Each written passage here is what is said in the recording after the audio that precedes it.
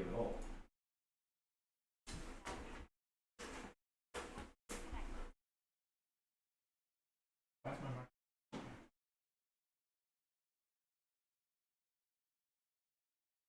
Why is nothing working?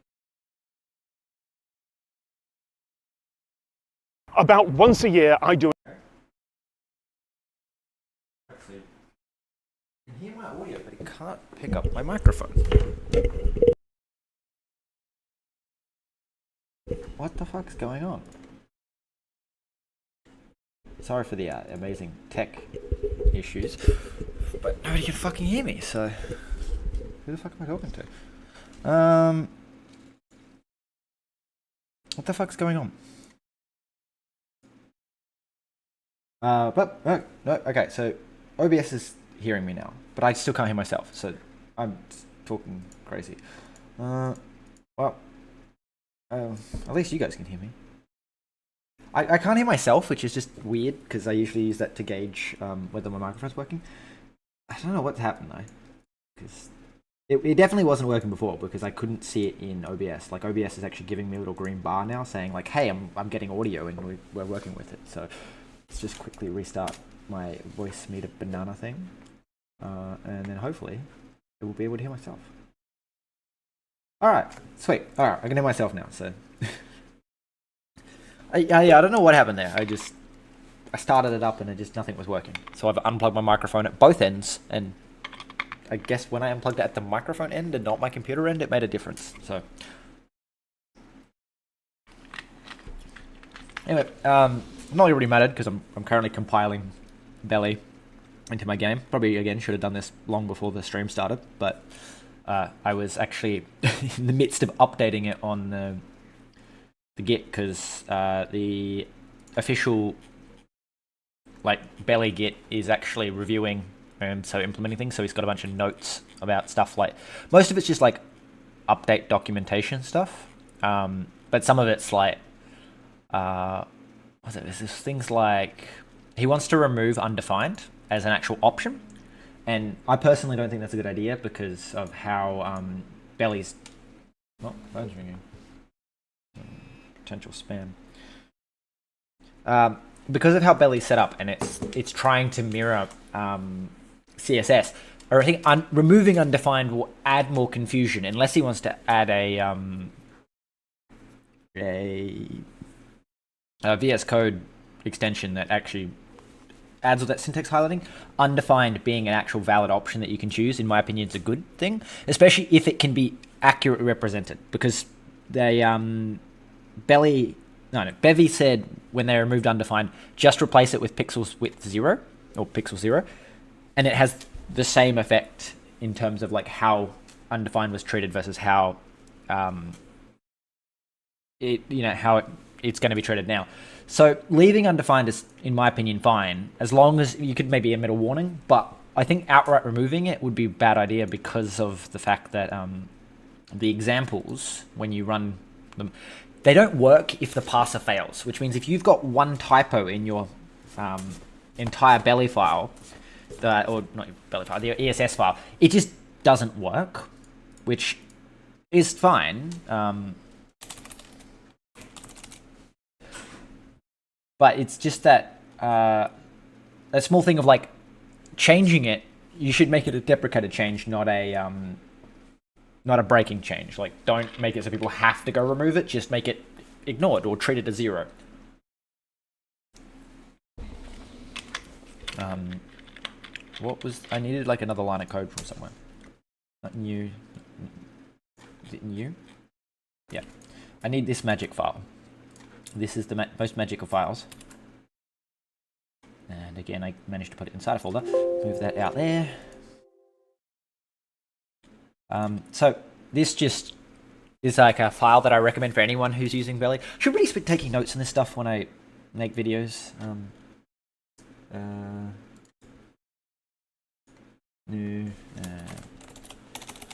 Don't worry, mate. I got my note-taking window open on the other monitor.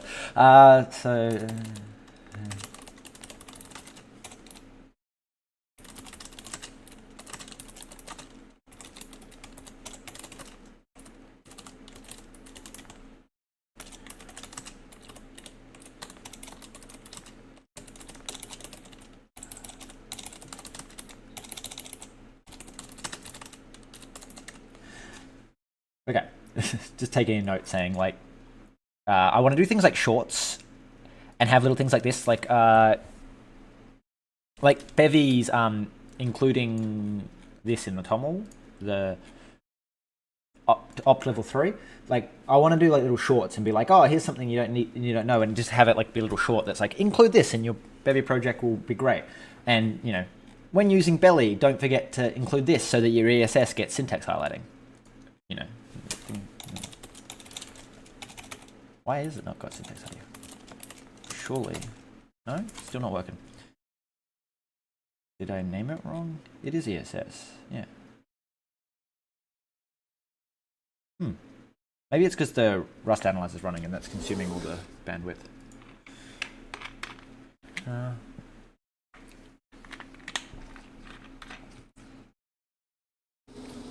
YouTube's funny. I went having an average view time of 5 minutes to having an average view time of 30 seconds. Because I guess a couple of people came in and left immediately. Ooh.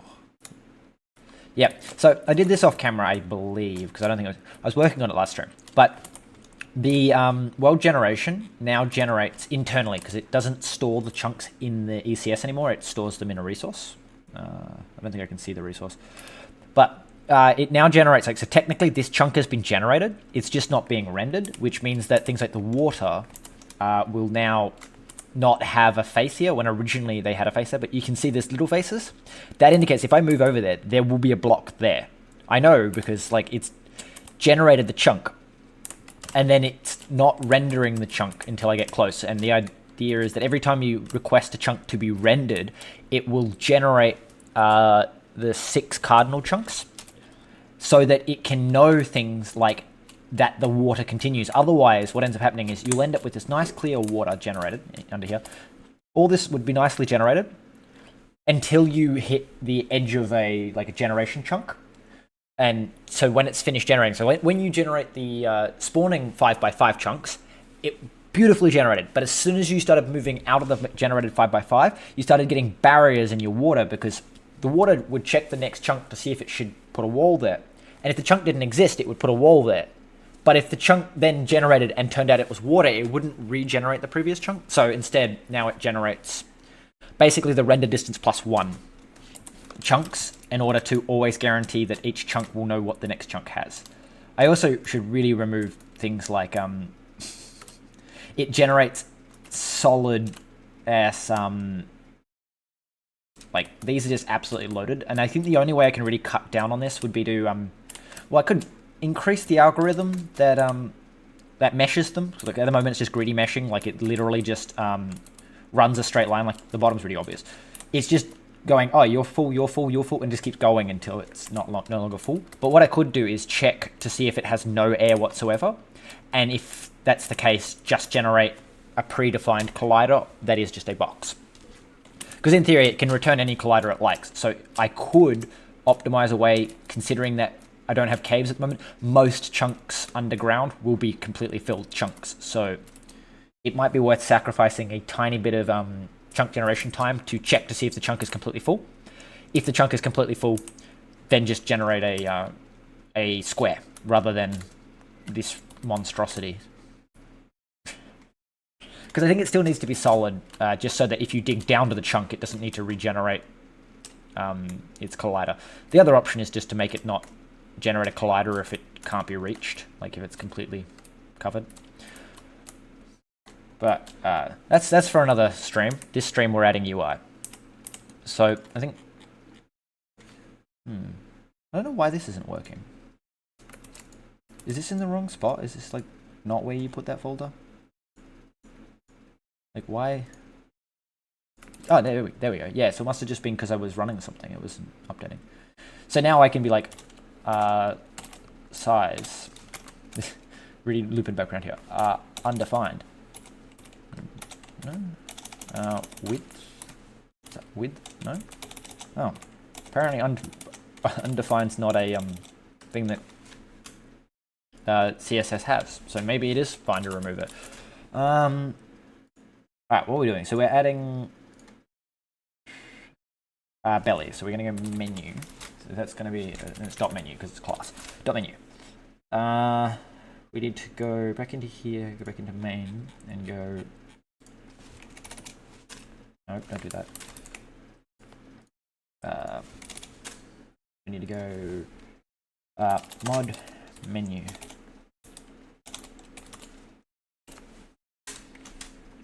Okay. We also probably want to say something like enum game state.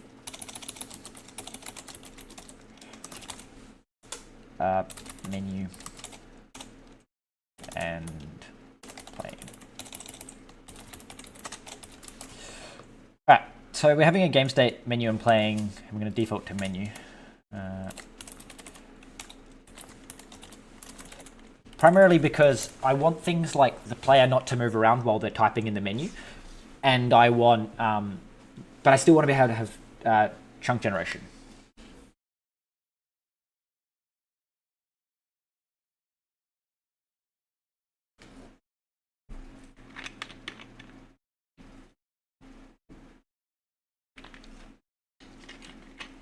Bit mask for chunk generation. Bit mask? No, I'm using an array of... So here's all the blocks that are in the game. And then these blocks have certain functions on them in here. Like is solid and is transparent, which is used for mesh generation. And then in chunk, when I go through, collider checks to see is solid. And if it's not solid, it doesn't add the block. And if it uses... and if it gets... during mesh generation, it checks it is transparent to see if it should block the block behind it from generating, rendering. And I'm just saying with the collider, the way I optimized it so that it didn't generate just meshes everywhere is that it checks to see if there's air.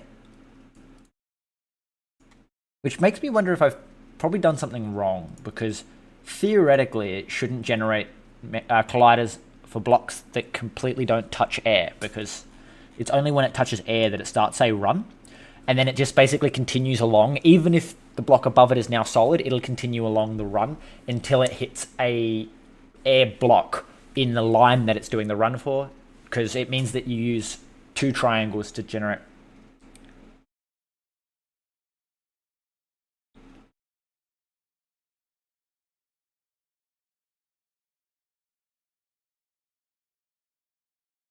Fast block checks. So are you saying like, I don't know what I mean by bit mask.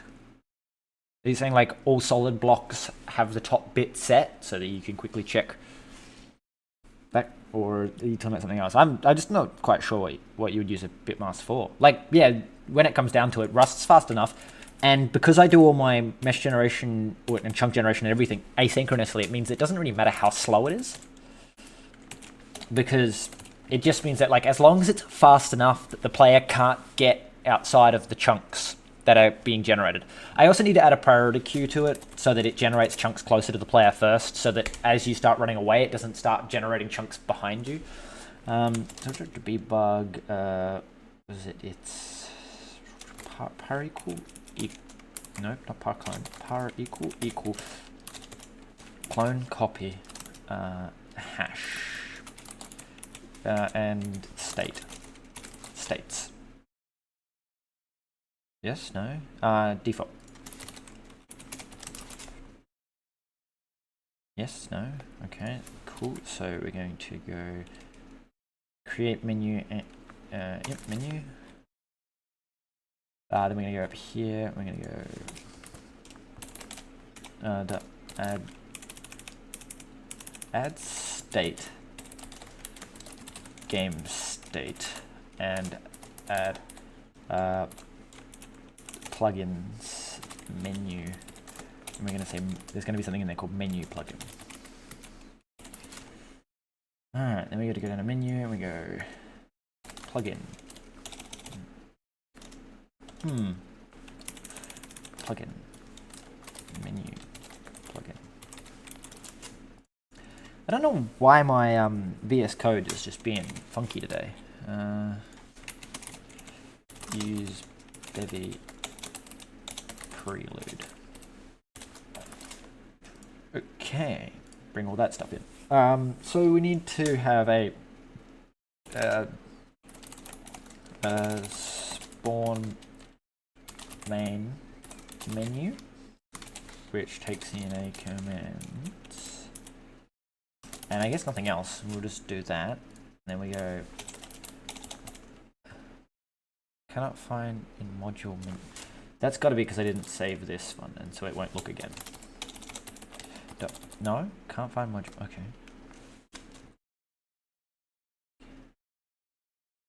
Did I spell plugin wrong? Yes, I did.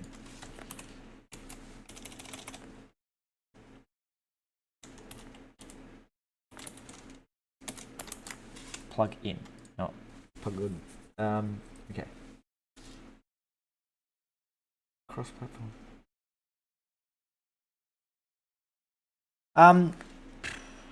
I mean, theoretically, Bevy is suitable because, from what I understand, there's nothing in Bevy that's platform specific enough that you wouldn't be able to cross-compile exactly the same code for, you know, different platforms. And the only thing I would say is it's probably not suitable quite yet for Android. I'm aware of at least one, like, I think it's related to shaders that just absolutely breaks. So you'd have to look into specifically how suitable it is for Android, but iOS I think has reasonable support.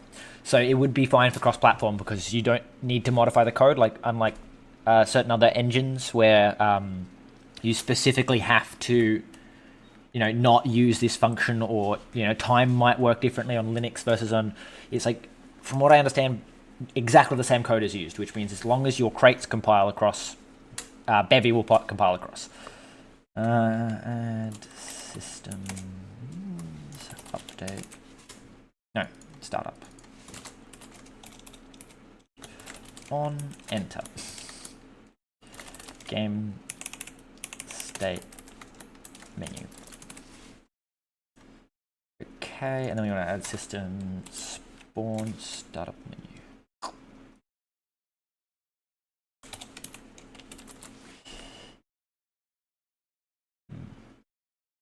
Right, so then we go down here, we say commands, we go, we probably should use the use belly preload.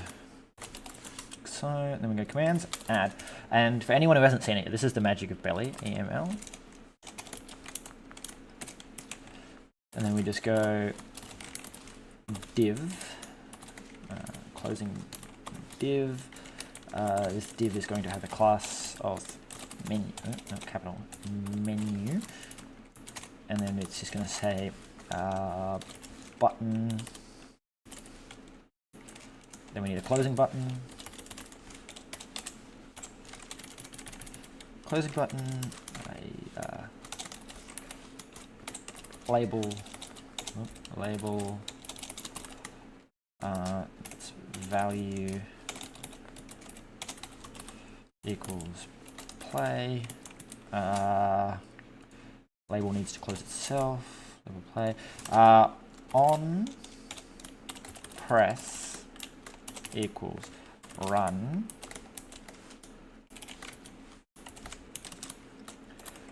Print line. Press play. Okay, so in theory, when I go run, we're going to things like, we're just going to mess around. Do I have asset reloading on?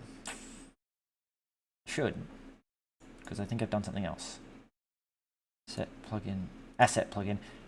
Watch for changes. Yeah, because I was sticking around with water, so I turned watch for changes on.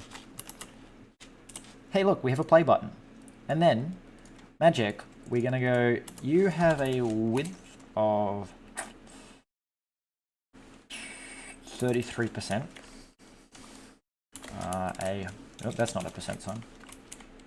And that's just a 5. A height of 25%? No. 50%, and a position type No, margins auto. Margin auto, because that centers you. Why is it not reloading? Not menu. Okay, that's interesting.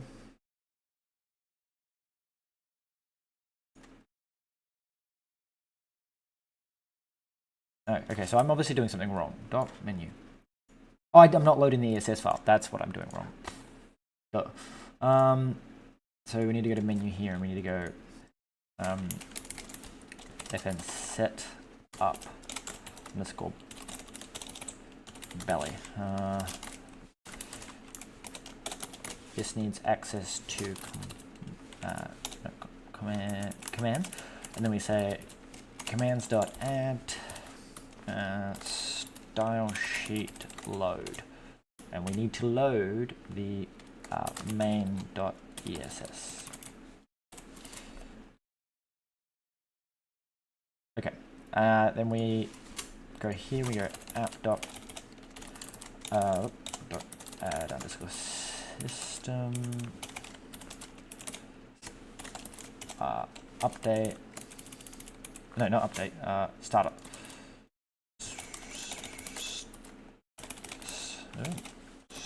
Startup and set up belly.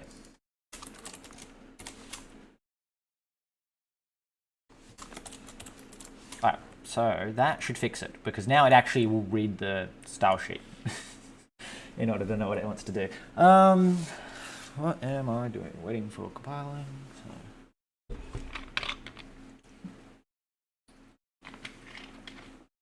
And voila. So now that's in the middle, what you do is you go back up here and you go, you have a background color of dark gray. There's our menu, and a, is it child width stretch? Flex direction columns. There we go. We now have a play button. And when I click it, if you watch the console, pressed play. That's the absolute beauty of Belly. I don't need to go in there, have all these systems that check buttons. Belly goes, oh yeah, you want a button to do something? On the on press binding, bind it to do something, and it does it. You also get access to the world through commands, so you can't read and write resources. You can write resources. You can't read them in the button to decide if you do something. You have to run a command, which means that technically it's all exclusive systems, so it's not the... You shouldn't be doing complex code inside the run. Well, you can. You shouldn't run complex code inside the commands, which means if you need to read a resource to know if you need to do complex code, run's probably not the best place to do it, because you'd have to do it inside the command, and commands are run exclusively. Anyway, so div min button. Okay, so when you click play, instead we're going to not grab nothing and go CTX, just to grab the context, and then we're going to go here, we're going to go, I think it's CTX dot, right, you have a type, don't you? Yeah. Button event context. We go add, and then we say, nope, that's the wrong key. That one, and we go world, mute, world. We go down here, we go, hello world, I want to say world dot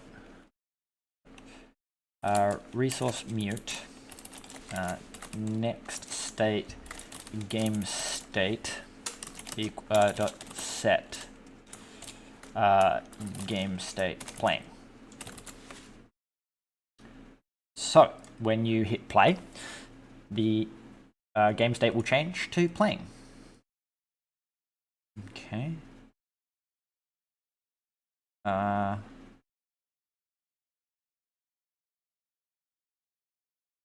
Okay. So we're gonna say hide menu, maybe. No, we'll just go clean. Clean clean up underscore menu.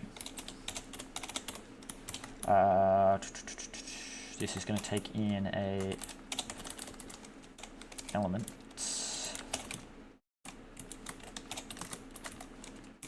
Like so, which is a system. This is a system parameter that Belly gives you, which means that we can be like elements dot select dot. We want to select dot menu, and we want to go remove. Okay, we need to make you mutable. Alright, so then we go app dot add systems on exit of the game state menu, cleanup menu.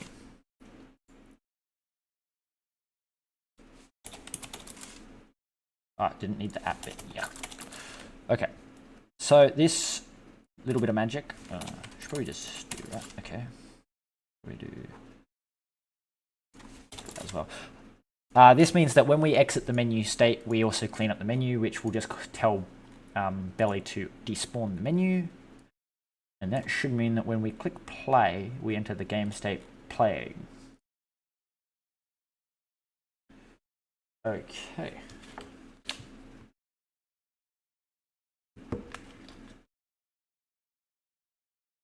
Alright, so when I click that, it goes away. So next is, I guess, to make the fly camera, wherever that went, cam. I want all these to only run. So this is set up, so spawn the player, initialize grab, initial grab control. Move player, player look, and grab dot in run if in state game state playing. Alright, so in theory that should mean that there's no you can't look at the camera, you can't look around until you click play, and then I can except we need to turn off the initial grab because the initial it's grabbing the cursor when I initially start playing because that's what I've configured it to do, the initial grab.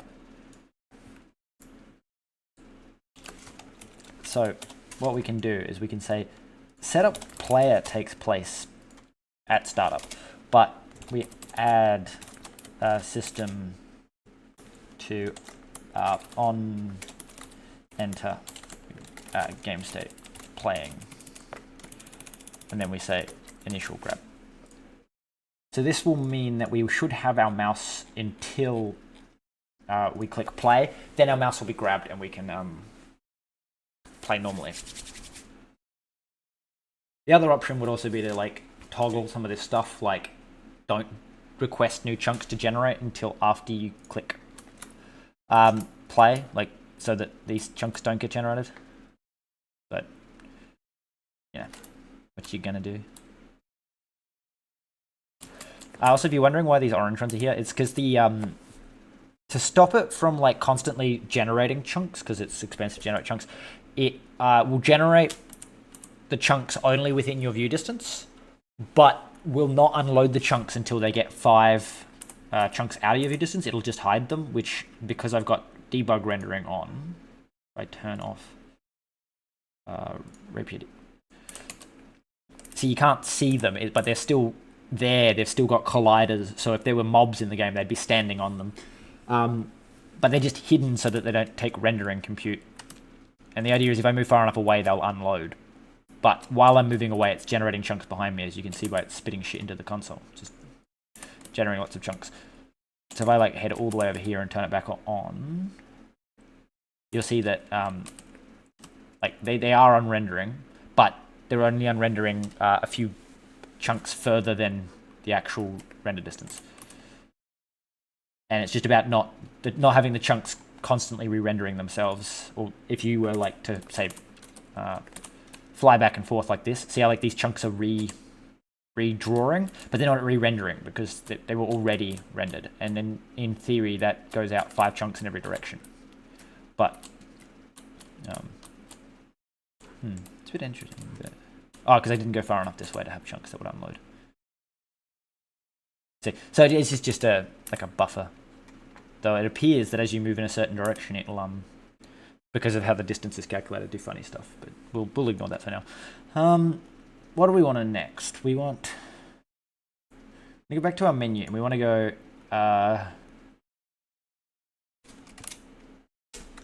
We need a text input.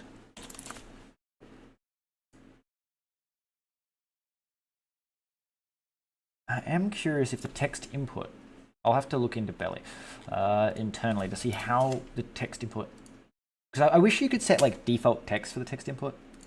You know, there's a bug with Belly at the moment that if I delete this menu and then respawned it and hovered over anything, it'll crash. So I don't know if that's something I broke when I ported it to the new version, or whether it's actually something that's always been broken and nobody's noticed it because you don't usually despawn and then respawn menus constantly.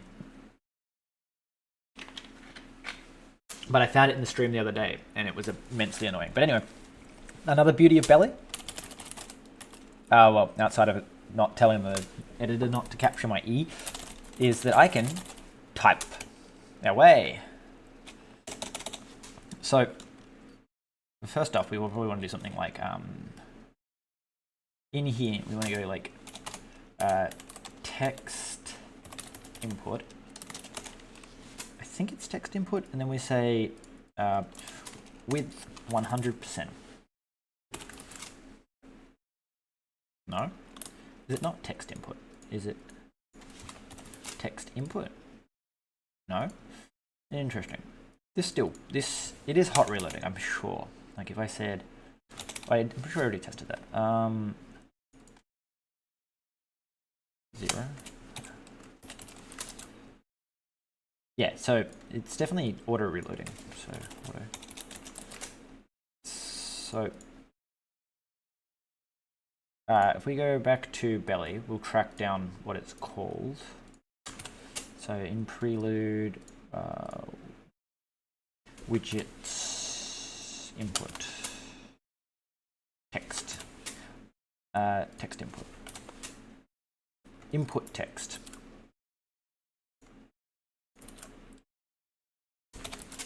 Is it input text? No. Text. Lock this one in place and get rid of these. Input text tag specifies the text input field where the user can enter data. It definitely says input text. We just sneak over here and go in your main. What did I call it? Level object. Yeah, menu.text input. Margin left and right auto. Width height. That's interesting. Why does it not work in my other menu? Oh, it's because it's text input, not input text. That's a little bit big, so I'm going to say that your height's not 90%. Well, no, your width's 90%. Your height's not.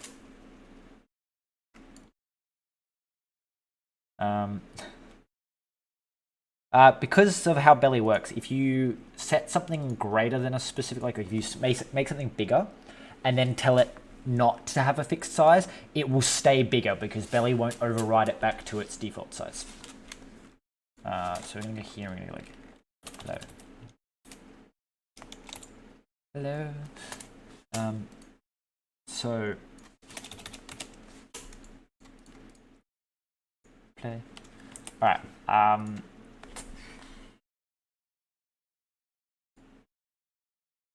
What I'm gonna need to do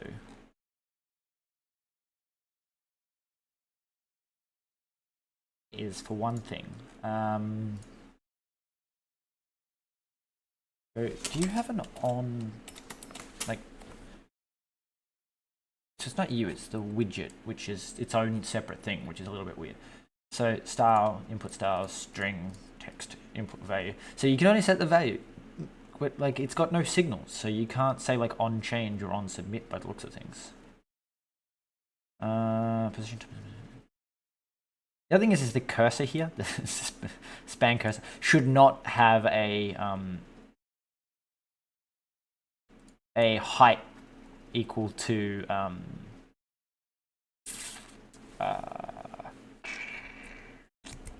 the whole text box. It should have a height text to text size, to font size or whatever. So I'll see if I can fix that as well when I get around to it. But so you don't have any events, which means I can't call shit on you. Well, like I can. You can be like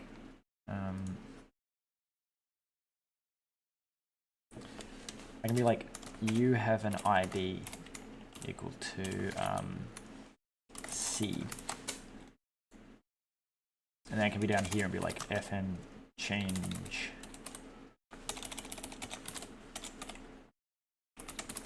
seed.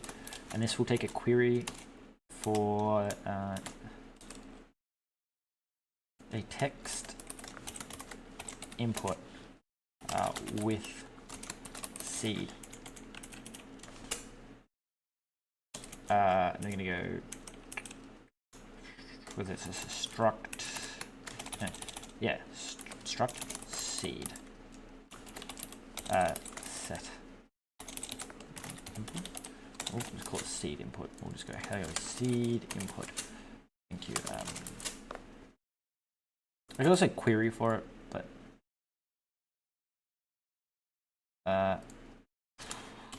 text input.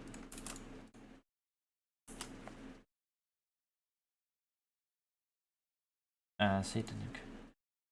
Maybe we'll just do this because it seems better than polluting the namespace with traits and stuff. So we're gonna get here and we're gonna get elements.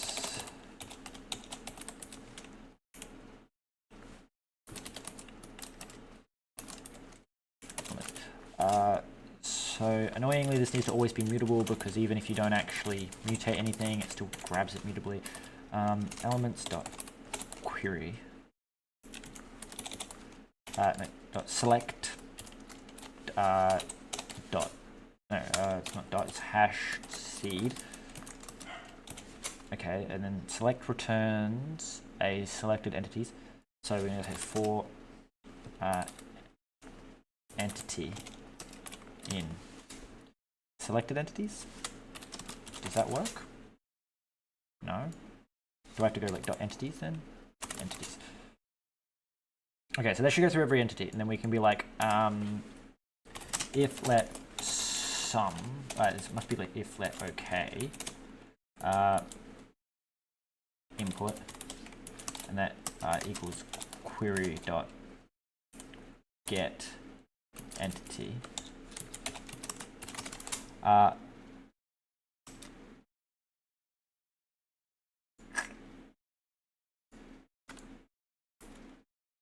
Did I spell it wrong? Entity. Okay. So we get our text input, and then we're going to also want access to our map, which is a map map. Okay, res map.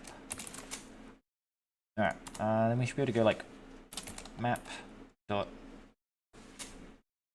gen.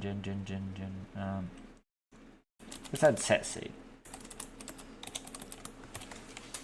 and then you need a number, so we'll do like let seed equal to do, just so that I remember, and then we're gonna say seed.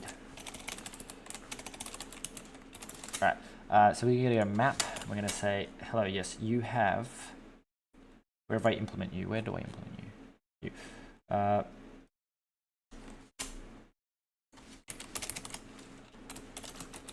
Set seed.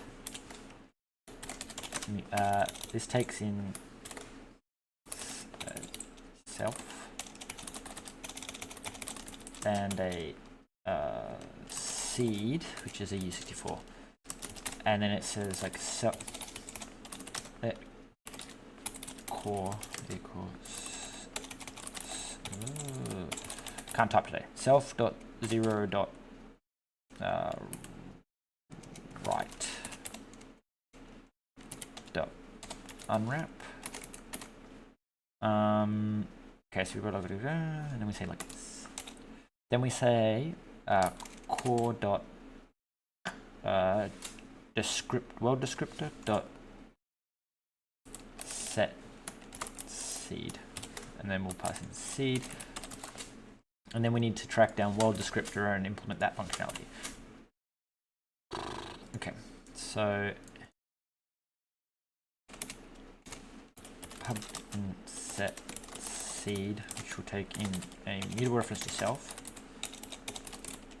and a seed, which is U64, and it'll say self.seed equals seed and self.rng dot set source. No, dot. Do I have to use RNG? Use noise? Seedable? Dot set seed. And it's something really bizarre, like do that, do that.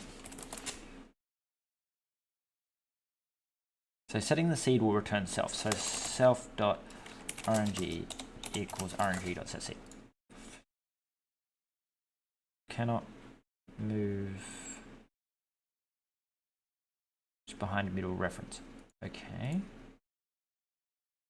So let rng is it mute? No, it just consumes itself, doesn't it? Set seed consumes self. Okay, so set rng equal std mem take c middle reference to self dot rng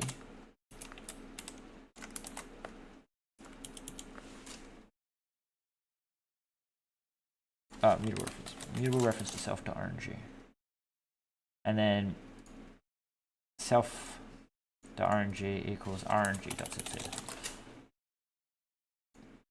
Okay. And you can't borrow it. Okay, so just mute you. Alright, so we call setSeed here, which then calls setSeed here, which setSeed everywhere else. Okay, so let's do this and say the seed is if input dot value dot len equals 0. We want to say map. Well, no, because the map doesn't even have any RNG yet. So we're just going to say rand thread random.gen. Alright, so we just generate a random seed, else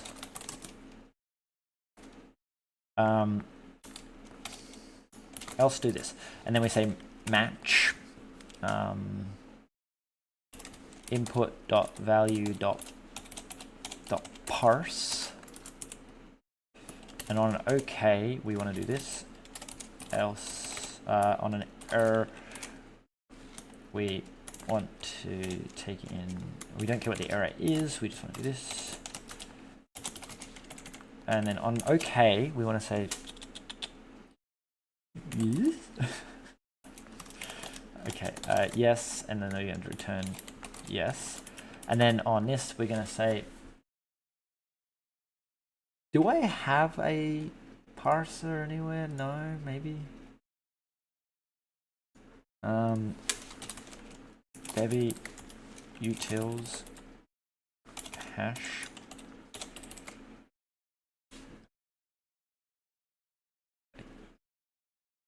hash,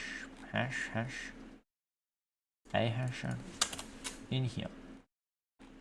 This is the actual a hasher. No, we want to go to utils. There are utils. In here, get shortener default. Somewhere there's a hasher, build hasher for fixed state. Okay, so yours is public, so fixed state dot.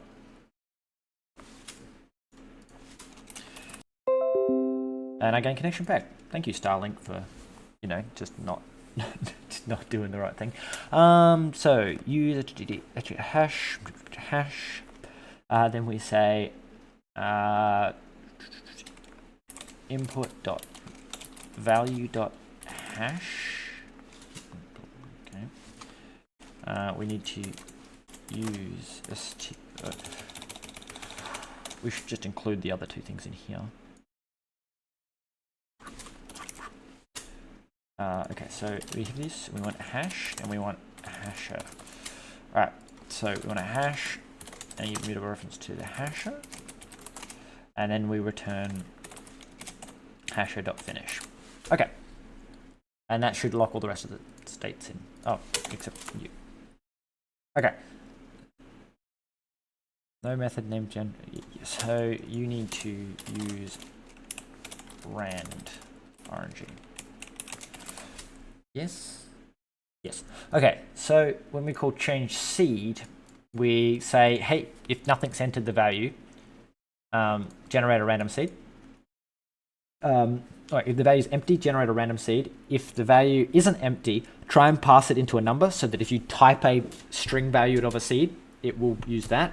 Otherwise, hash whatever they typed. This is basically what Minecraft does, so that when you type, you know, dog, it gives you a numerical seed. It just hashes the value. But if you type in a specific string of characters, it will not give you that. It'll give you an actual physical value. Okay. So we change seed. So when do we want to call change seed? Probably all the time, but only when you are updated. So I'm going to quickly put a print line change.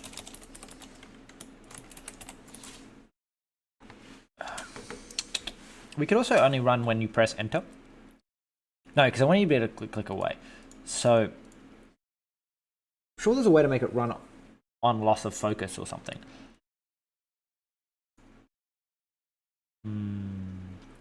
Maybe Belly already has that. I just don't know how to do it. Like in theory, you could do something like on focused. Yes, it's not going to say that. On focus parameter should be provided connection equals run.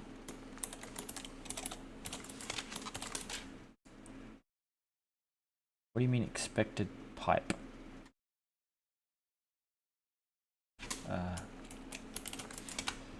Run nothing. Expected parameter found.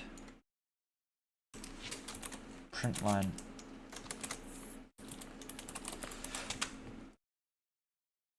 Okay. Expected.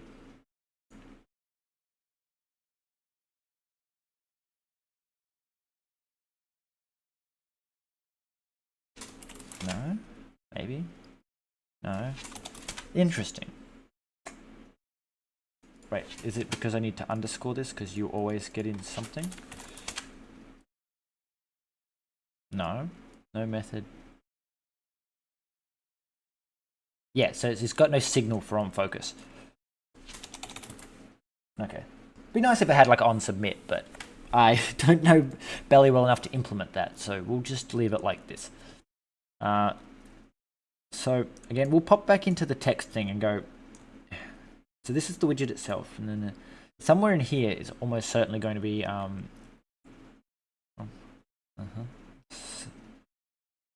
selection. We're in text though. So this is what's selected. Text input. When is the text actually process keyboard inputs?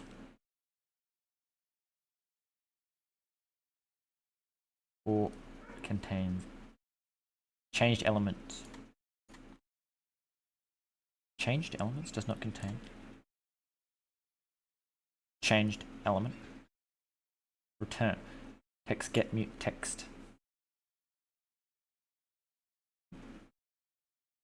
See, because that means that navigation will actually change the name, maybe? I don't know.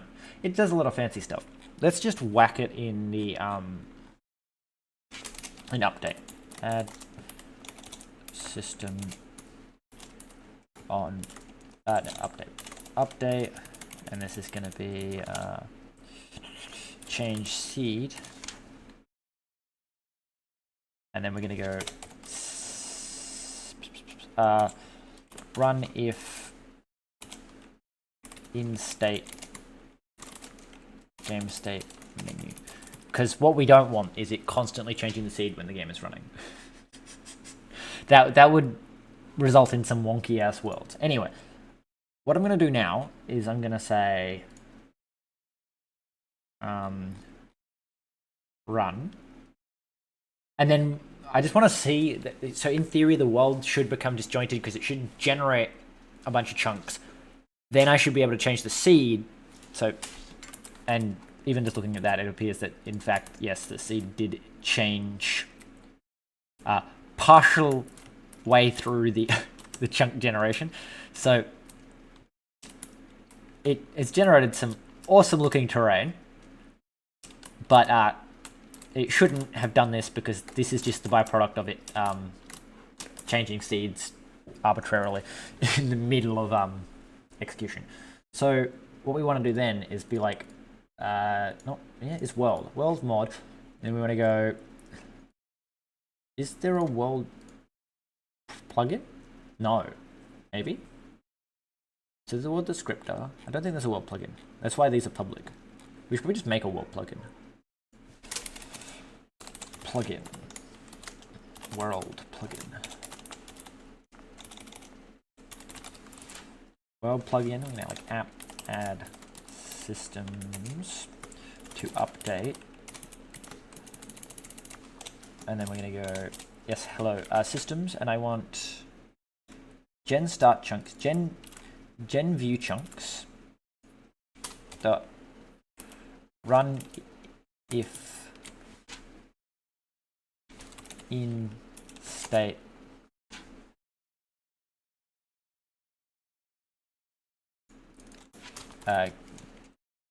games state playing. Except I probably want to do something more like direct to main, and let's put it in like a set. So we want an enum, not an enum, a struct playing, and then we're going to go derive set system set. Now what do I need? I need hash equal par equal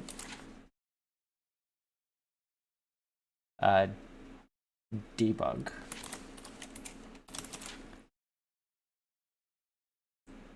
it needs clone, so we'll give it clone and copy. Alright, so for those that don't know, what I'm doing now is I'm basically going to configure up a set app.configure set in the update. Really I should configure the set in all of them, but we're going to have playing, and we're just going to say run if in state game state playing. This should cut down all the redundant code, like constantly needing to say like, oh, if running instead, so I can just say like, hey, you're in this, which should also theoretically speed up the code, because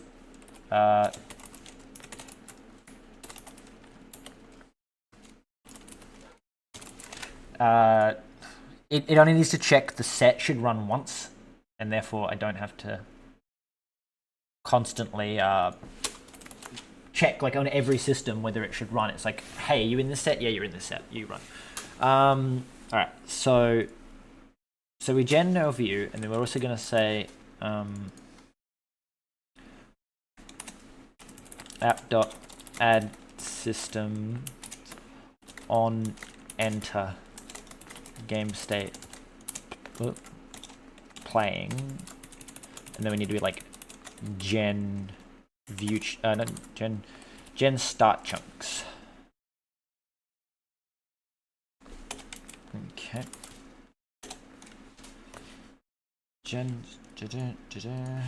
Okay, put it there. So when we click play, we will generate a chunk radius of like 5 chunks around the player, which really we should make that the minimum view render distance if we're going to mandatorily spawn the chunks. There's no point spawning them to immediately unload them, but we'll work on that when we add that as a function. So we gen our start chunks, and then we add a system, and we say in the set playing, we generate our view chunks. Is there anything else in here? So there's our start chunks. Right, and we should hide view chunks as well, only when we're playing. And hide view chunks. Well, that's obviously not going to work because it's got parameters, but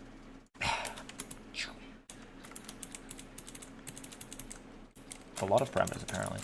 All right, so we generate and hide view chunks only in playing. We only generate them when we enter playing. Okay.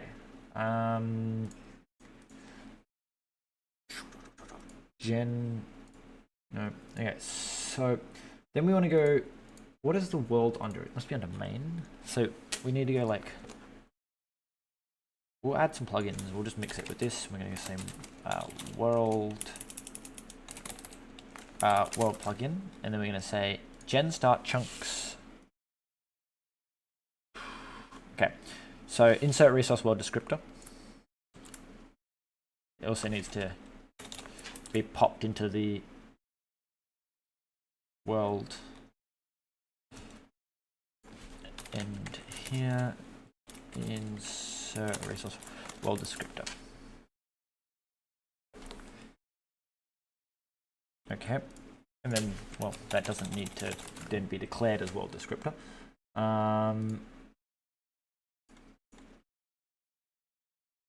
Components, snip chunks, add system, world. So there's our gen chunks, gen chunk test. What the fuck is gen chunk test doing? Tasks. Right, that should probably also be in the world, but we'll get there. And then hide chunks. And then we add chunk meshes. So this stuff should also be inside the world because it's all like world generation related. But really, this is world generation versus this is world rendering. But we'll again work on that later because we're supposed to be doing UI at the moment. So that should mean that when we run the game, everything should work well.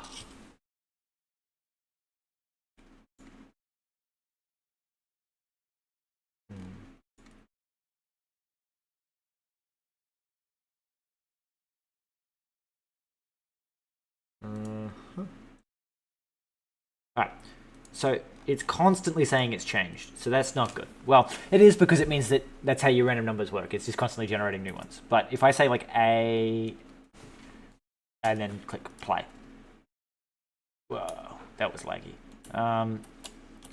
So this little triangle of water, which means if I type A and do it again, it should also you know, just set water. Alright, so let's do that. And just feel like it should have that little triangle of water when I type A and press it again. It should, you know, A. You should have generated exactly the same. Yeah. So there's the seeding. It's very laggy. So I think one way to do it is to set the world descriptor. No, because it's still going to do it every frame. Maybe we can dig around inside Belly and be like, do you emit like events or something when the text thing changes, or process input events, event reader keyboard input, the results. So characters, event reader received character, input entity inputs. Okay. Cursors, styles, and texts. Okay. So you use inputs and you say some entity input into iter mute, filter, map, next, return.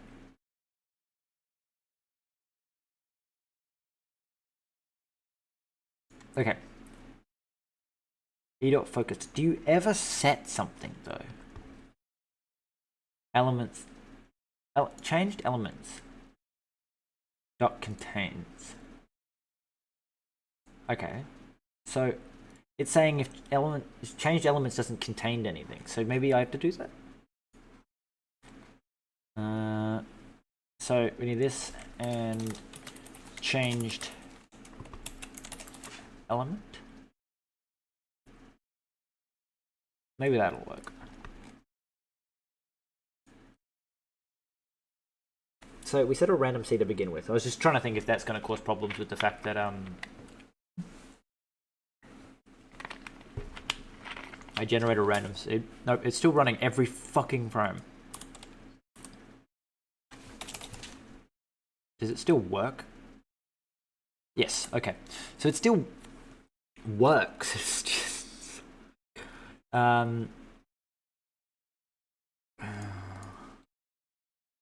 don't know why it's so slow either. It's probably because it's hashing something. Maybe.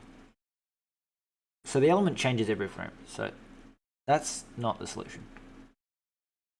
If characters is empty, keyboard input is empty. Text, get mute, text, input, return. Okay. Texts. Wait, how do you get this mutably when it's an immutable? What? You've got an immutable reference to the text, so I don't know how you... Text. What the fuck do you do with the text? You can't set it, can you? Font.get. So, you want the font. Well, why do you get it mutably then? You don't even mutate it. That's really weird. Font size section. So we get our font size. Advance. Get char advance. Okay, with a specific font size. Interesting. That's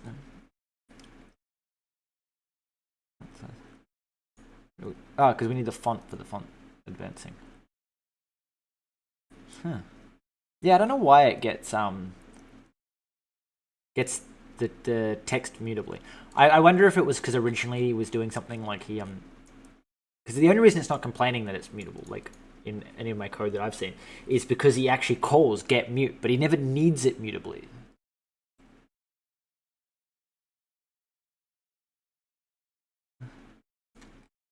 Like, and obviously get mute works even on queries without anything mutable, because otherwise you wouldn't be able to have a mutable reference here, like this one, non-mutable, mutable, non-mutable. So obviously this doesn't have any issue. Like Bevy's not going, oh, you're calling mute on a query that has no mutable elements, because it doesn't care. So this is unnecessary. This is unnecessary. It can just be get, because it never edits it, which is hilarious. Where are we? We're in Belly widgets input text. So we're just going to quickly do some Belly development, because, you know, why not? So what's that? So it was Belly widgets input text. We go down here and we go, hello, text. Why? Why are you like this? Process keyboard inputs. You do not need to be mutable. Which is going to break this, but you don't need to be mutable. So why even make it mutable in the first place? All you're doing is increasing the number of conflicts this has with other systems.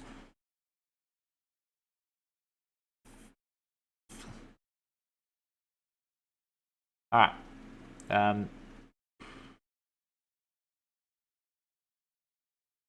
See, nothing changed. And then we'll just put that up here and we'll be like, made texts not mute. Why? It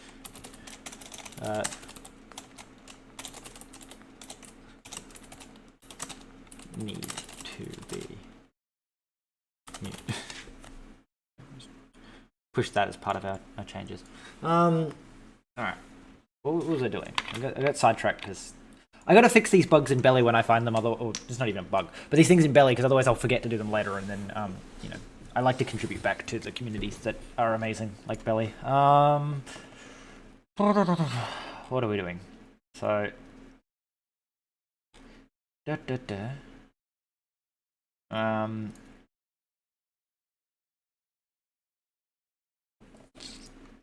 so.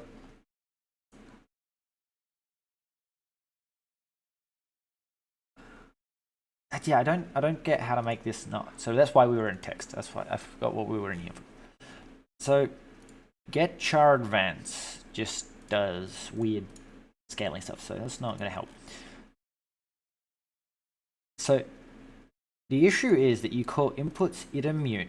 Do you actually return a mutable version of the input? You do. And so what are you? Your inputs. Inputs is entities element. Do you use the element? How have you done this? So only if it's a focused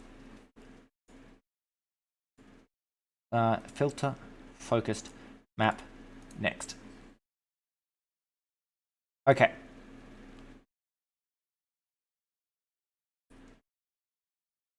I'm going to say, let's do this, and then we're just going to say iter. But we're not going to say, don't return this, just return this.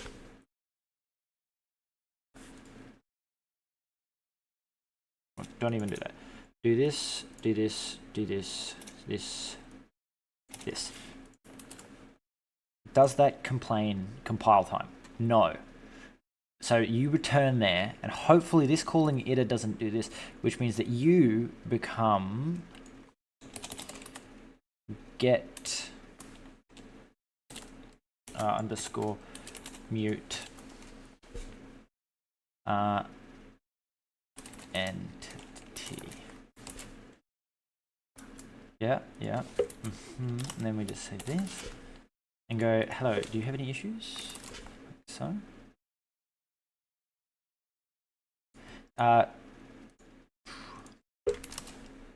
This should also be okay. If I get mute returns results, so you should be okay. And else return. Okay. So we want to go here. We want to go cargo clean dash p and then belly underscore with what is it, weird jets. Okay, so for those following along what I just did, I've basically said iterate it non-mutably, and only if there's one that's focused, grab it mutably. That should at least mean it only runs when you're actually like focused and typing something.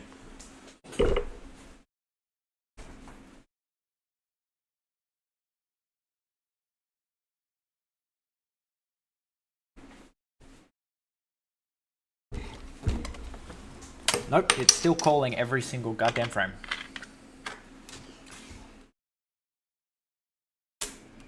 Fuck you. Make sure it's still working. Okay, so one question. It generated a lot of chunks. Is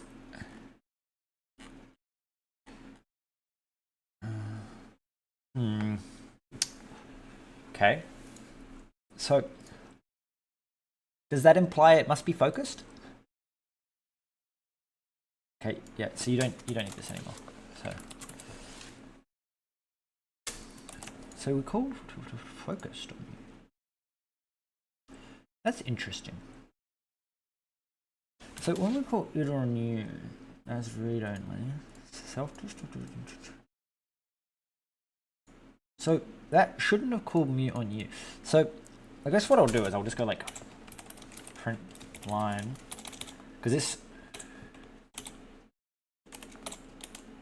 my brain's forgotten. Print line change question mark changed question mark. Okay, so first off, we're going to make sure that we actually clean. The other thing is it doesn't seem to have actually reached a point, so it's just checking to see if it's focused, but I don't get why it thinks it's focused. So it shouldn't be focused anyway, but we'll just ignore that for now. Unused variable I. Yeah, but I overread that. Fine. See, it's not calling change there, but it's not calling change with the question mark, so it's actually not. It's not using this change. So maybe we should copy this across. To our local belly. Which was that one? This one? We're gonna go up here and be all like, yes, hello. I want to replace this like so, and then we're gonna go here and be all like,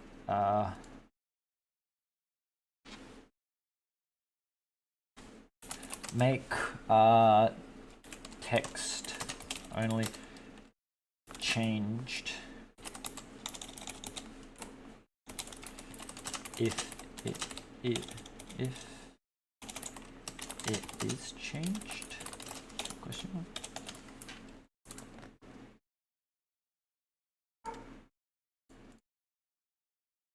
Okay, then we go back here.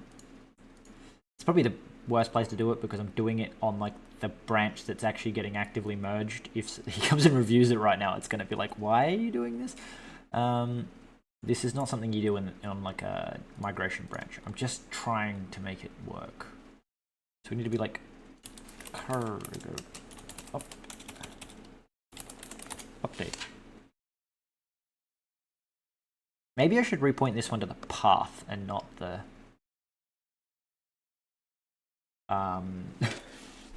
not the GitHub repo, and then I can pull that down and just use my local like changes.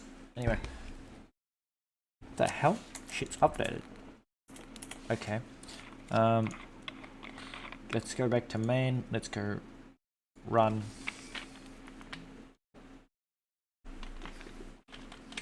I wouldn't be trying so hard to change it if it wasn't for the fact that it's so goddamn laggy. And it's probably because it's right into the console fucking 60 times a second, but still, it's so laggy.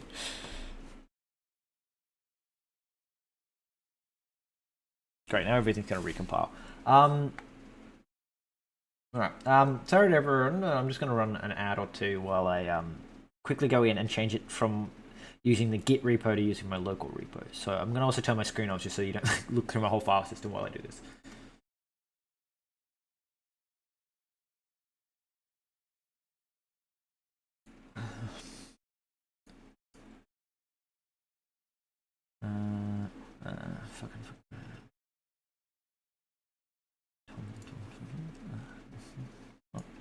Git path.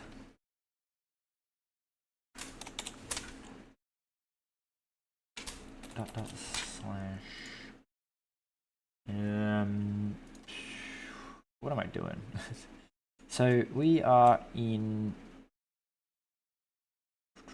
If I remember correctly, I'm like in like Rust stuff projects. Right, so I need to go out of the current one and into this one. Into there and into there. And you get my screen back now. So we're going to go back one file into into Rust projects, because we are currently in Minecraft clone here. So we're going to go back out into here, into here, into here. So that should mean that I don't need to push changes in order to So we should probably also just quickly go kill that. I want to yank that change quickly. Oh, I never pushed it to the origin anyway, so it doesn't matter. We're just gonna undo the commit. Yeah, there we go. Okay, so we'll keep the changes, but we're just not going to commit it. There we go. That'll save me doing dumb shit, being like, why are you changing things that aren't part of So let's update this, because that should. No, you shouldn't be using the git. Oh no, this is using my diagnostics. Yeah, that's right. I forgot that half this thing's cobbled together with fucking weird dumb shit that I've done. Alrighty.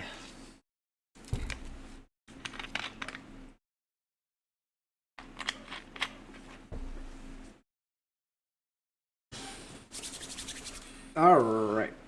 Oh, and suddenly my view is I think that's the ad. I'm not sure. One place says I have 9 concurrent viewers. The other place says I have 4, and they just dropped. And I wonder if that's because I ran the ad, and there's only 4 people that are YouTube Premium, so they're the 4 people that didn't get dropped.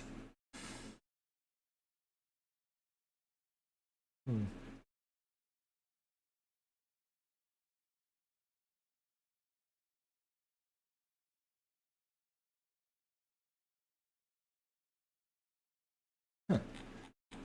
That's cool. Apparently you can add like stream markers and stuff.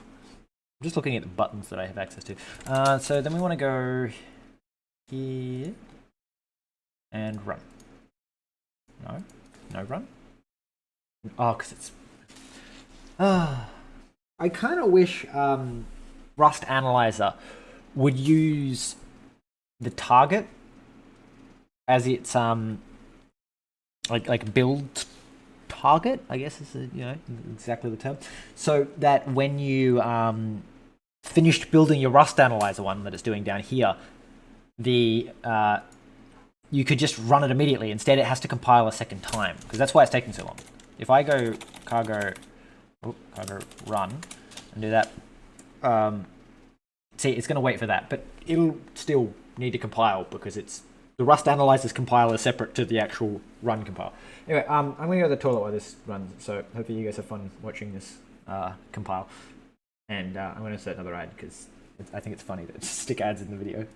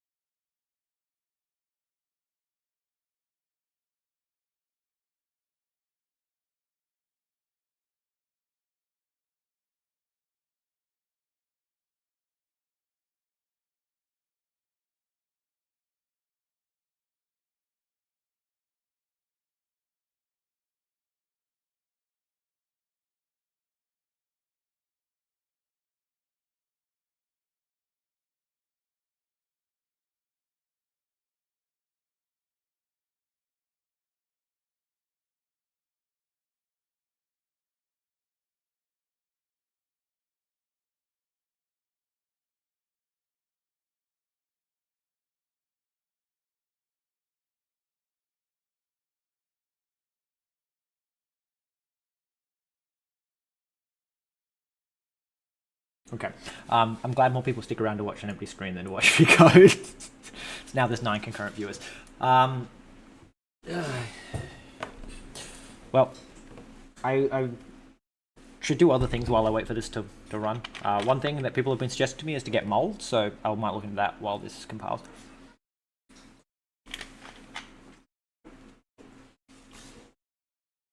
Fake Minecraft is back, yes. Fake Minecraft has returned. Sadly, I don't know how often I'll be able to do streams anymore because I've got a job that I start tomorrow, so I'm not going to be able to just stream during the day, during the week, which is when everyone else goes to work, so I might be restricted to weekends, which means I need to find weekends that people are not in the house, which is going to be fun. Anyway, mold. Compiler.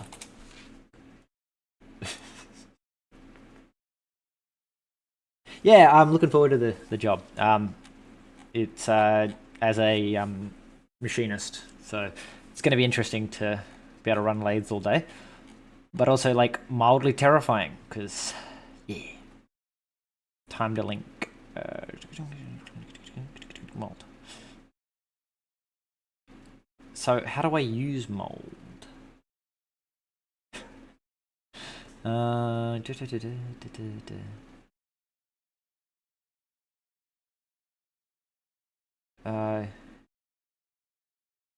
So build compiler 2 phases. In the first phase is to compile 2000 second phase link tests it takes all these object files and combines them into a the second phase can be time consuming if you output is large. Mold speeds up this process, saving your time.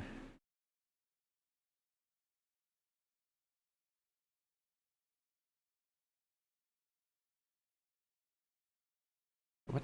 You saving you time and preventing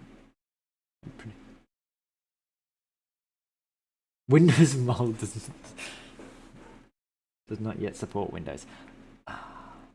Done. Still confused why it speeds things up so much.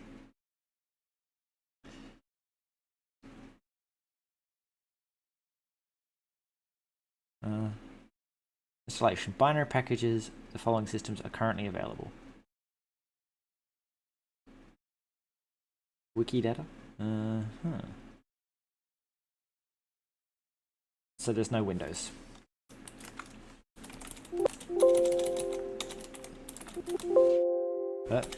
Windows. Yeah, I know it paralyzes things, but like people were saying that, especially on this one, if it's just parallelizing, then taking 30 seconds or 32 seconds down to less than or to 1.2 means that they have to have a 16 core machine if it's just parallelizing. Yeah, what time for one is noise.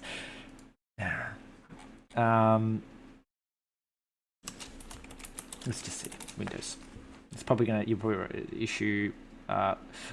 We want to support the Windows target by a month. Missing handler. Okay.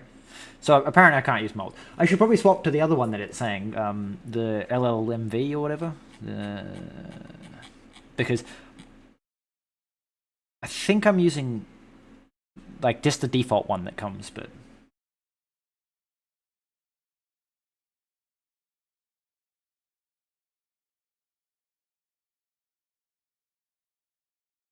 yeah. So LLD. LLVMLLD. Windows. LLD, LLC, LLD. Windows support.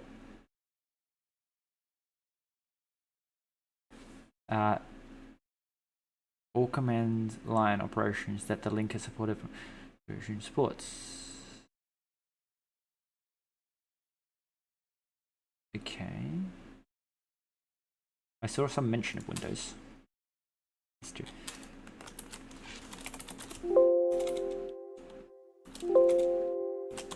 Okay. Including Windows 2.0. Windows support? Windows operating system when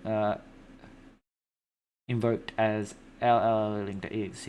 Okay, so how to download the LLD? The Windows version of it is included in the pre-built release. Okay. Got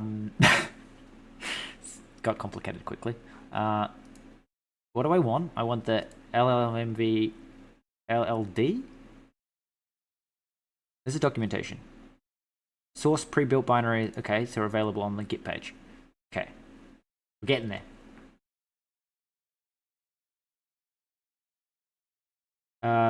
LLD. Okay, so we need to find the Windows.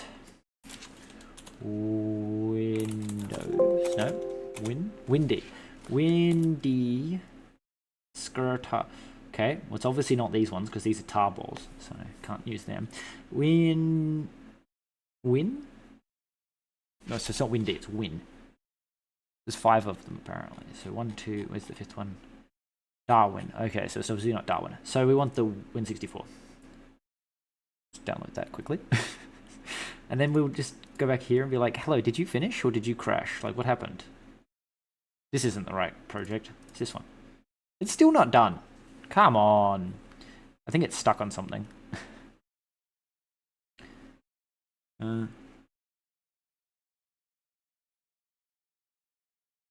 Okay, cool. So it's still downloading. So you reckon on Bevy's page, learn migration guides, probably in the book. Stability warning, yes, getting started. Hey, look, the game launched. Hey, look. That's concerning. That puddle's there even if you don't set a seed. Maybe it just looks different with the seed. Okay, so it's definitely generating random seeds. Maybe I pressed A and then pressed enter like magically. But if I press, if I go A, yes. Okay. Well, it's still somewhat working, but it's still changing every single time, so I'm still gonna have to dig around in there. Anyway, let's work on this compiler, because if we're gonna mess around with that, it's gonna be much more fun if we can just do that kind of stuff. Come on. Yes. Oh. Okay, it's already installed. Do you want to uninstall? Yes, uninstall the old one, install the new one. We'll just do that. So apparently I've tried this in the past and not got it working, so that's always fun.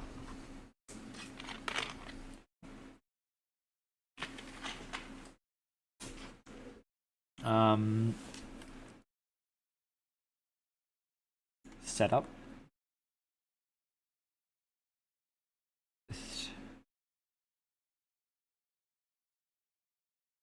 Macros. Okay. So.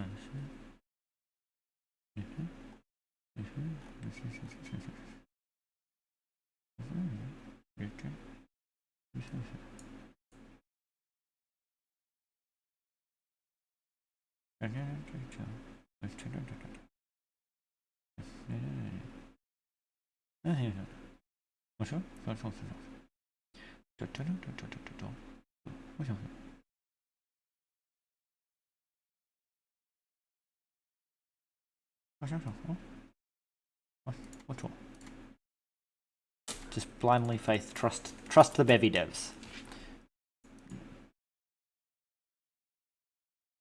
Do I add it to the path to all users? Why not? Yeah, but we'll pretend that I read that. Probably not programs. Fuck it, it'll do. Available space. That's terrifyingly small. Can I please put you on something else? Why can't this PC? Please put it on E drive. Don't cancel. Install. We got this. Now I have 5 people watching me install a compiler, so I do love my community. It's grown so much. I used to do live streams and get like a viewer for like 5 minutes and then they would disappear. And now I'm, at least never hitting 0 viewers. So I'm pretty impressed. I also don't trust YouTube's analytic tracking stuff because I've had it literally tell me I had -1 viewer before. So it's not reliable. Like, I don't think it tracks people are coming and going as effectively as it thinks it does.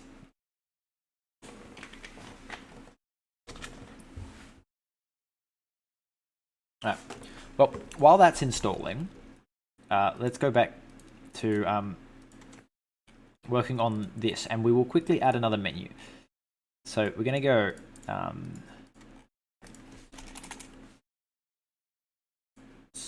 FN settings menu, right? Mute commands. So we're gonna go to GameDev.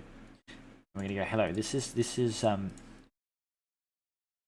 I guess it's not settings menu. This is main. Wait, don't just type main. Main. Escape menu. Alright, so we're going to add the escape menu. Then we go to menu, and so we have our settings menu. We're just going to call this the escape menu. The escape menu. And we're going to go commands.add EML.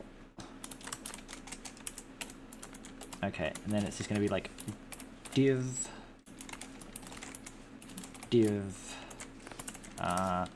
class menu.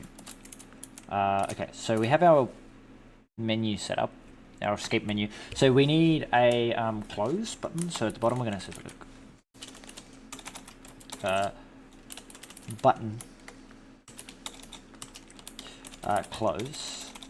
Okay, so yeah, button close that button, and this is just going to have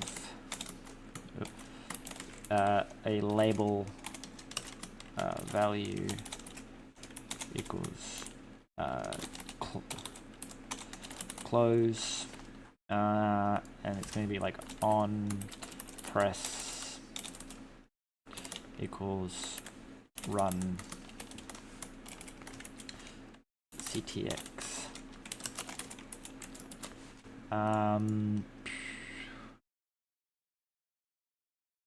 Closing tag is okay. Yeah, that's you. So you need to close. How's our finish? Okay. So we need to run this command to run our bin utilities and just let that install. Then we go ctx dot add, and this is going to go world, which is a mute world, and then we're going to say world dot resource mute next state game state dot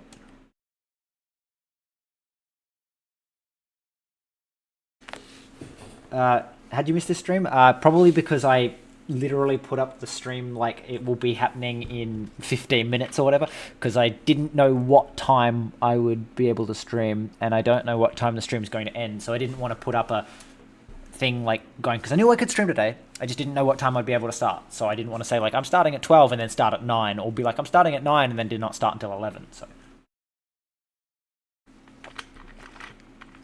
there also appears to be an owl in the window outside staring at me, and it's just disturbing. It's just looking at me. Game state playing. Yeah, so I'm sorry to anyone who's like missing out on the stream, like has to watch the VOD, because I didn't really have time to like say that it was happening. Yeah, so we set the resources to playing. So that's our escape menu, and then we should probably have like a different button that takes us back to the main menu.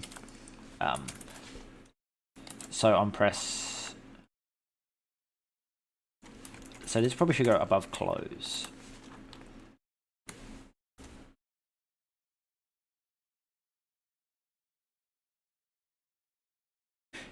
Yeah, that or it's just having a good chill in the oak tree. Isn't it? It's just sitting out there. Maybe it's not an owl. Maybe it's some other type of bird, but it's just looking at me. It's just weird.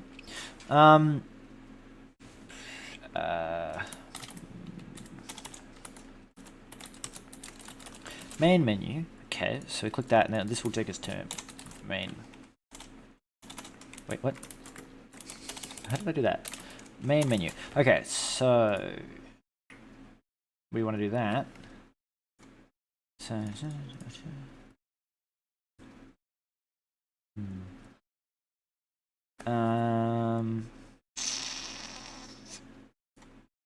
okay, so skip.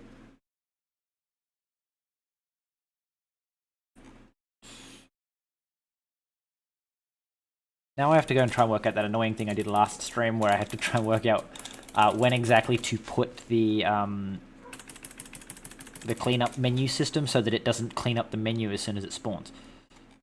So we need to be this on enter game state escape menu, and then we go, this is well, it's escape menu, it's what it's called.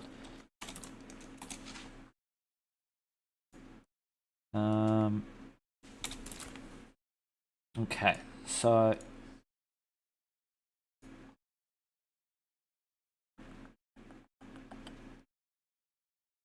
we'll spawn the escape menu and we click the escape menu, and the escape menu is going to have the settings menu in it. So the main menu should probably also have the settings in it. But what happens when you hit back? I guess, okay. Close will just take you to the game, even if you didn't come from the game. So we're going to say this is going to be, like, we're going to have play. And then we're going to have settings. And this is going to set the game to the escape menu. Just because at the moment I'm going to have all the settings in the escape menu. So that'll do that, that'll do that. I'll stack those two, and then I would say the seed should go in the settings menu, but I feel like putting the seed in the settings menu will let you change the seed while playing the game, and we don't want that. We definitely don't want that. Alright, so the issue is that we don't want... We should change playing. That's what we should do. When we configure playing, I'm going to say that playing is... playing is in state. Can we do not? I guess it's literally just not in state. Main menu. This is going to get complicated if I ever change stuff like this. It's one of those architectural things that'll haunt me for the rest of my days. Main menu. So if you're not in the main menu, the game is considered to be playing, which we'll have to have two different things, because what I want is the chunk generation to continue to work even though you've got the menu open, so that if you, say, update the render distance, the distance, like the chunks and stuff, will all change. But obviously mobs and things you don't want to move while you're in the menu. Anyway, so we have a main menu button which takes us back to the main menu, and our play button which... a close button which will play, and then we have a play button which will play, and a settings button which will take you to the escape menu. Yeah, congratulations on finally catching a stream. You're also, obviously, weren't here when I was mentioning before. This may actually be the last stream for a while, because I've got a new job, which means that I won't be able to stream when everyone else is out of the house. So the streams will almost certainly move to the weekend. And that just makes them much harder to plan, because despite my family claiming to be supportive of me doing YouTube, they have this terrible tendency to be like, how dare you try and kick me out of my house when I'm trying to be like, can you guys, like, you know, go do something on the weekend? And then they're all like, or like I've asked them, because they're like, oh, well, we can be quiet while you record a video, and then immediately just start making an absolute racket in the background. And when I tell them to be quiet, they're like, it's our house. And it's like, just, you know, it makes this shit hard. But maybe with my new job, I'll have enough money one day to move out and, you know, be able to stream on all weekends, because, you know, It'll be my house then. Yeah, so just in case anyone's interested, I've got a apprenticeship as a machinist. So I get to play with fast-moving machines all day. Just making shit. It's like programming, but in real life. Or like with my hands. Anyway, so what are we doing? So we spawn the main menu, playing escape, and then we yeah. So, right, in our escape menu, at the top, we want to have not a button, I guess. Okay, well maybe we should just get rid of this because there's no point to like copy pasting if we're immediately not going to use it. So, what we want to do is probably go here, go here, go here. Hello. Go here, go slider. So we want to be like, this is how you do. Oh wow, you can bind multiple things multiple ways. That's nice. I didn't know you could do that. Well, I guess I knew you could do it. I just didn't realize that it's like literally you can bind a to and a from. Okay. Okay. So it's not that, but so this is slider and it's going to be from render distant. No. View distance? What did I call it? View distance. Create setting view distance. Okay. And then it's like, is view distance just, yeah, it's just an I. Okay, so view distance 0. Is that how you do it? No. Okay. So it's from view distance. So I need to look up how to bind from. Oh, you can't. I can bind to. Damn it. Bind. I don't think you can bind two components. It's got to be down here.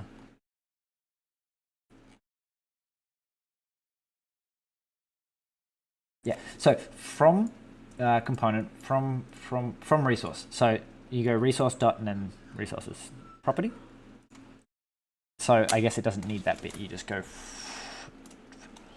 Well, I guess it's this. It's from render distance 0, not dot r. We need to pipe that into fmt.c.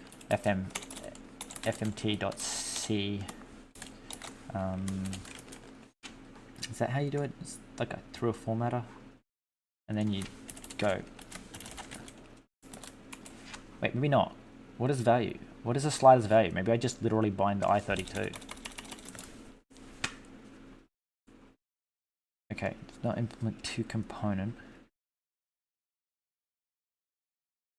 Range. So it needs to be a float? Ah, darn. Do I pipe it and be like dot C, not C, and then C as F32? Well, no rule for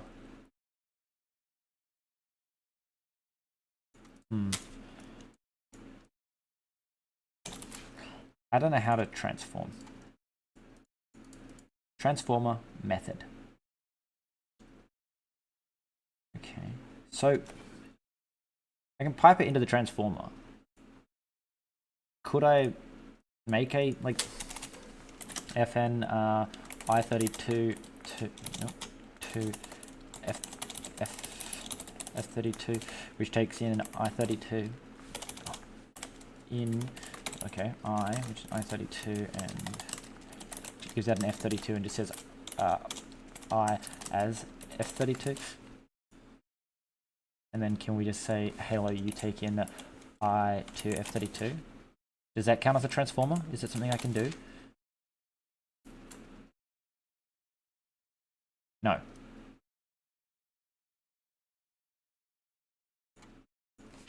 Is that 0? No. How? Let's see. I don't know how to do this.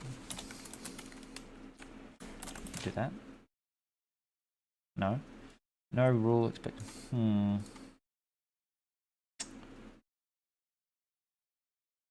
Two entity from pipe R.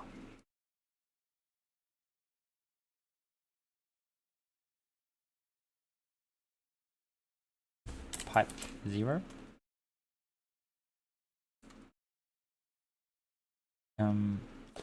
From. See, it's saying there's no it can't convert from to component. No, but it's not to component. Well, it is. No, it can't convert. Okay,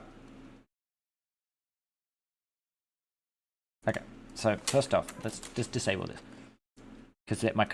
Okay, so to component belly range F32 range value from resource does not implement to component. Okay, so how do we implement a transformer? Because surely there's a. We need to control F. So where the hell are our transformers?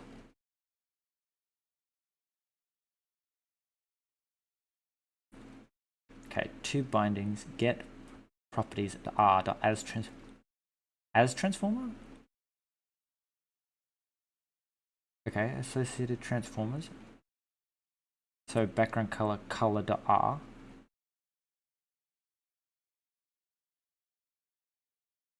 Can I just implement my own? Like,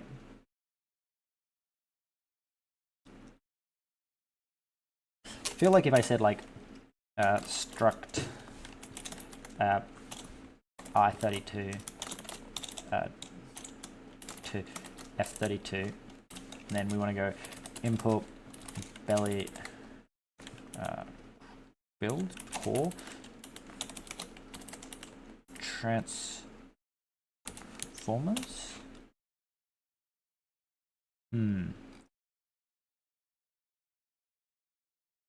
Transformers more than meets the eye. Where is the trait that it needs though?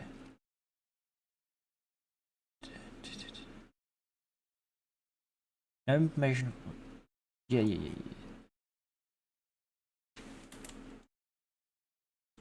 What trait does it need? Two component. Bind two component as transformer.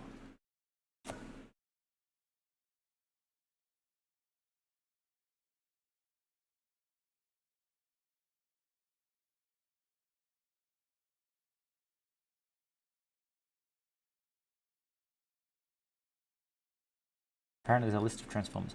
Work in progress. Alright, now that was helpful. FMT.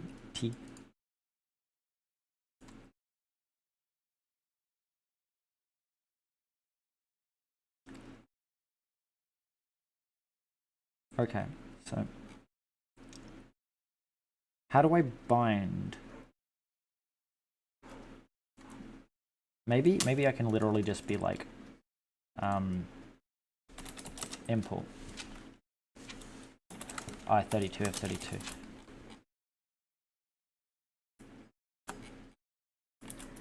Maybe it's just this, and then we just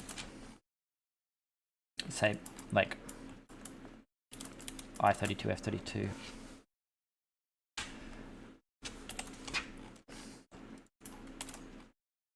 I32 F32. No implementation for two component from resource few distance. No implementation of two component. Well, why is it drawing a line through it? That's even funnier.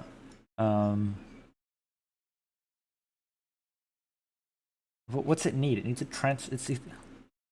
okay, no function or associated item named get properties.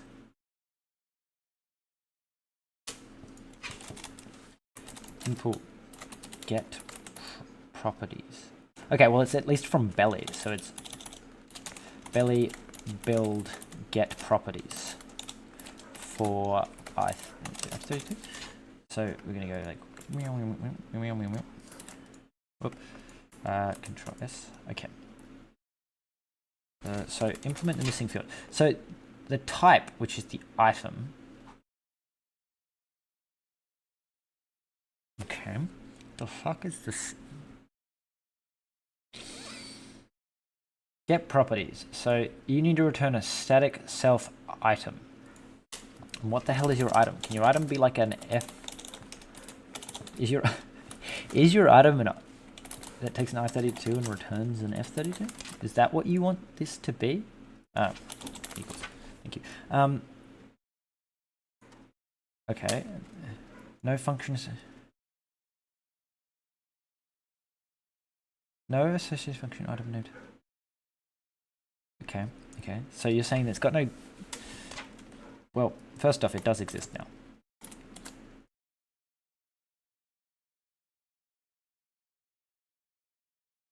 You expected a static reference. Oh, right, because we need to turn this into a closure, not a... Like this?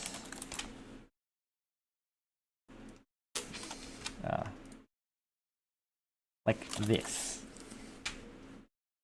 No.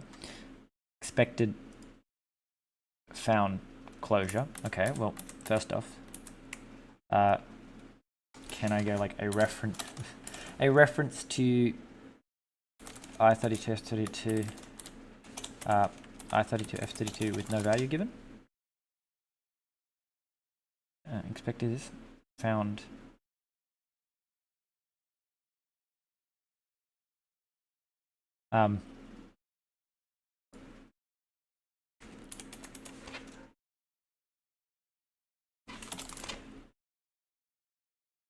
no. I have no idea what it's supposed to be returning. So what we will do is we'll go over here and we're just going to be like, hello. That's just using it. That's just using it. Everything's just using it. Nothing's implementing it. It is possible because this trait is implemented for the color struct that the macro extracts the transform part from something like this. Okay, so that's obviously the example. Bindings. Okay, two component from transformer where T binding target plus get properties. Okay, so plus get properties. Get properties, self, super, get properties. Color. R. Input properties. R. Okay, so set color.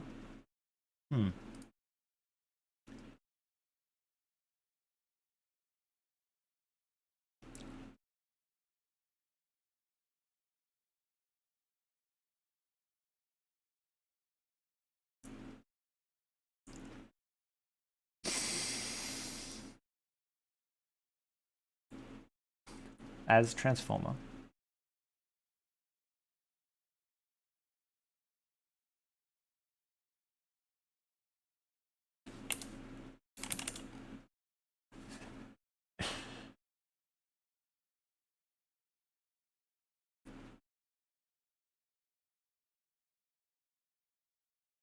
Where is transformer used? That is my question. Like, do you like implement transformer somewhere and then that's how it actually like resolves, is bind transformer? No, this is all in the readme. Lib, trait, as transformer, struct transformers. Property transformers.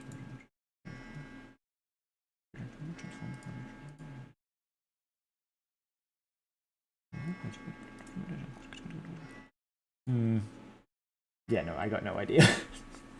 Just wasting time now. So I'm sure it said that there's a way you can like pass in methods and shit. So like, why can't I pass this in?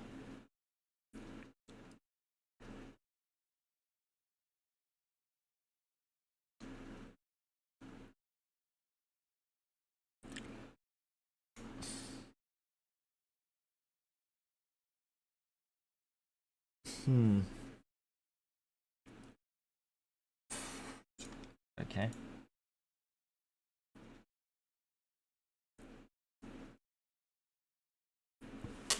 can I do like as of 32? It'd be really funny if that just worked.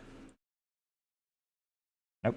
Cannot cast the following by a method call. Cast cannot be followed by a method call. Okay.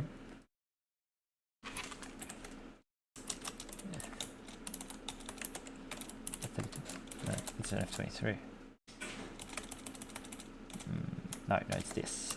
That is 32. No. I. No macro expecting. Okay. Dot C. C as of 32. Nope. MMT.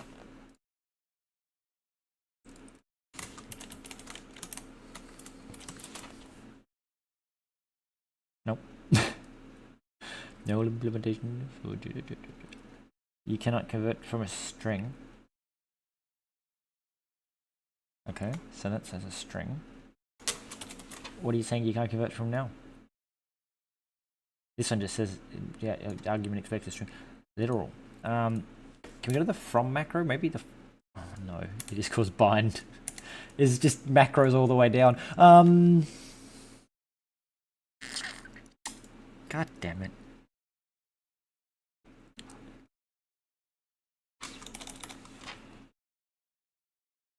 Okay. Here's a good idea. We're just going to go struct temp render, like so. And this will hold an F32. Okay. And then it's going to be to temp render 0. And from temp render 0.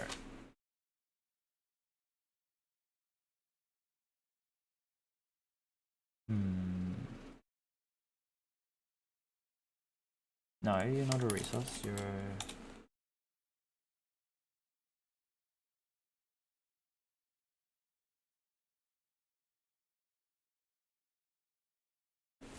Well, that's the point. It's not the example, it's like an actual, it's actually how he does the color implementation. So it's very convoluted. It seems like it declares a macro, which may be internal, that implements like all the boilerplate, and the issue is that I don't know how to read macros well enough to extract out exactly what boilerplate it's implementing. It seems to just be implementing a whole bunch of weird stuff. Where was that? That was over here. Get prop. Where was the color?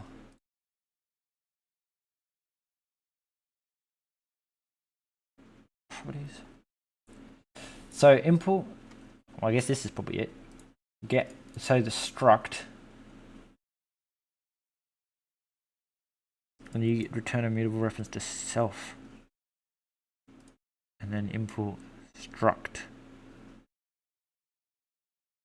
So this obviously constructs something out of something else, which is why I'm saying I think you need to like bind get properties to just a whole bunch of weird shit. There it is, color. So import color properties for color. Is this macro public? That's the question. So belly core, okay, so where was it? So it's import properties. Can I call import properties in my project? Probably not. Can you even find it? Okay, it can find it, which I mean is promising, because that kind of implies that I can, you know, just be like, hello. We're just gonna go down here, go over here, like hello. So it first off needs to be qualified as belly core. Okay, so it is a public macro. That's at least one step in the right direction, because that means that I can do this. And then not for color, which is hilarious, because where is color properties? That's obviously inside Belly. Why would it be in my project? Color properties. See, I can't find color properties, which makes me think that this isn't actually a thing. This is just a type that you declare. So you would actually declare F32 properties, maybe? I don't know. And then is it that color can turn into? So maybe it's for F32? Ooh, I probably can't do it because I don't have access to be able to overwrite. Maybe. So we want to say like, this is R.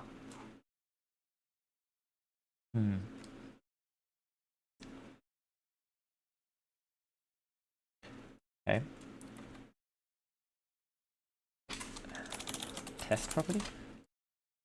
Okay, so I'm getting an issue somewhere else. So first off, what we need to do is comment these two out so that this stops complaining and I can get accurate error messages. This needs to derive component so that it stops complaining.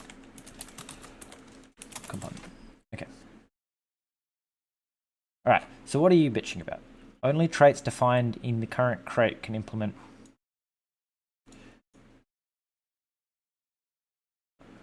Okay, so is that saying I can't do it for F32 or that I can't do it at all? Okay, cannot find macro in the scope. Excuse me, but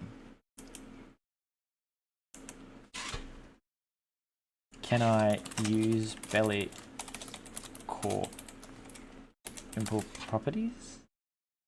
Because I feel like it's recursively calling it, which means that it's okay. No method named R found for struct prop. Okay. Well, that's interesting.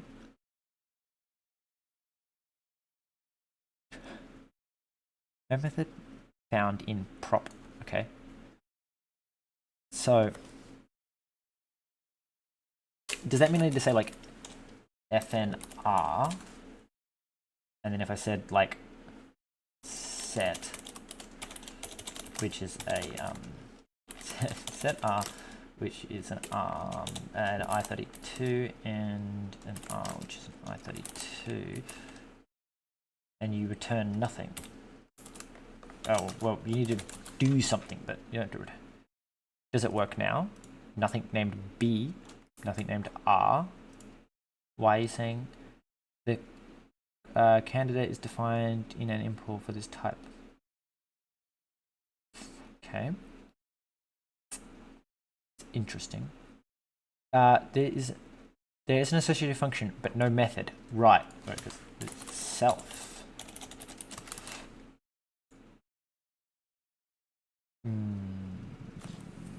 Okay, so wait, we don't want to implement it for you. We want to implement it for view distance.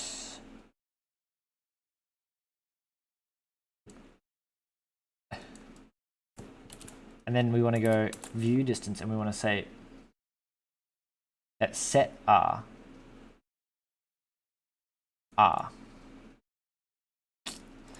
Okay, so we want to go to view distance here, and we want to say we need to give you a self mute R, I guess. Input view distance set, which is going to be set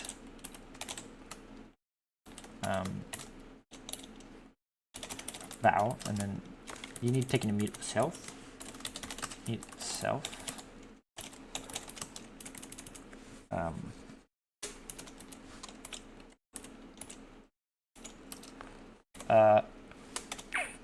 I32, and let's just say self.0 equals val.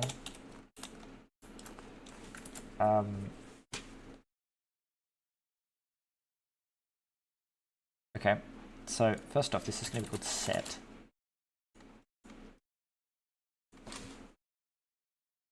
Okay, I'm going to turn these off because they're going to keep spitting out compiler errors. Okay, in the current scope, method, not property. View distance. Okay, so maybe it's because I need to go back to view distance and say that it's public. Home pub. Okay.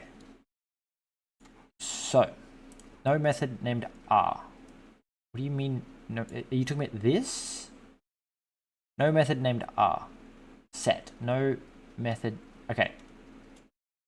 So set R, and we need to. Okay. So it doesn't seem that we want set and get, and get's going to take in self and return a I32. This is self.0. All right. Excuse me, you don't return nothing. Then we come here and we go, okay, so it's set and get are the two methods. Okay, so first off, the arguments are incorrect. Expected F32. Okay. I'm going to say the minimum render distance is 5. I32. And the maximum render distance.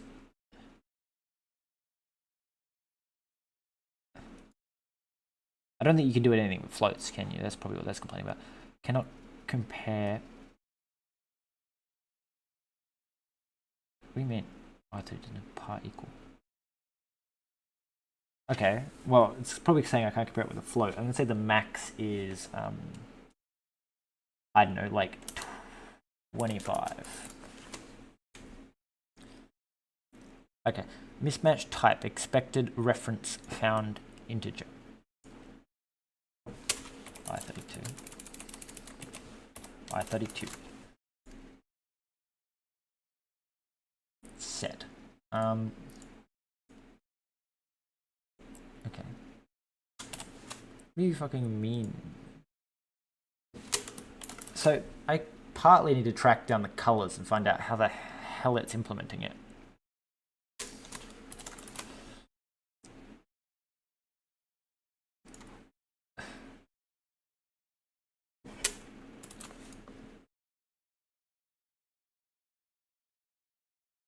Okay, so first off, min-max work with F32s, yes? Or I32 min? Yeah, so min and max work. Like, that's not going to complain that you can't do it. No, just eyes. Alright. Yeah, so you can call min and max. So it's not that I'm calling min and max. It's somehow cannot compare I32 and 32. Okay, so you expect a reference?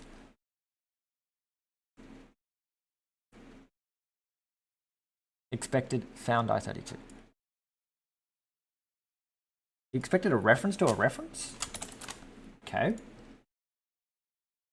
So, must be you then? Yeah, you should be right.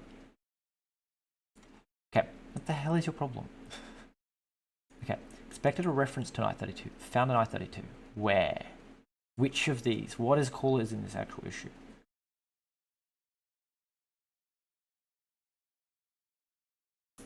Okay.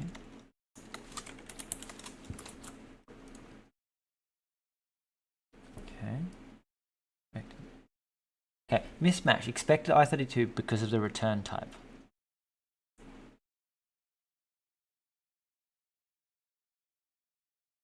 I'm very confused by this whole.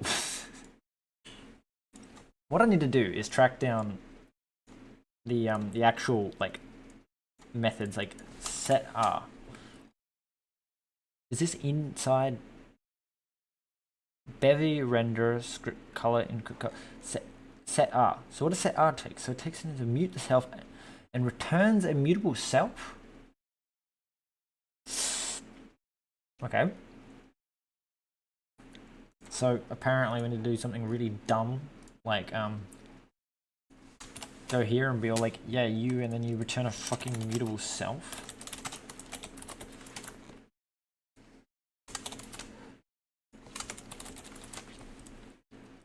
Cannot yet. Yeah.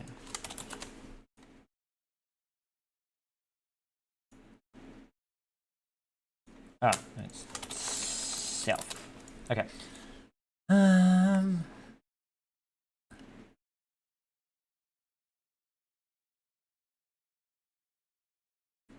Which one specifically is actually good? An error occurred here. If value does not equal properties setup.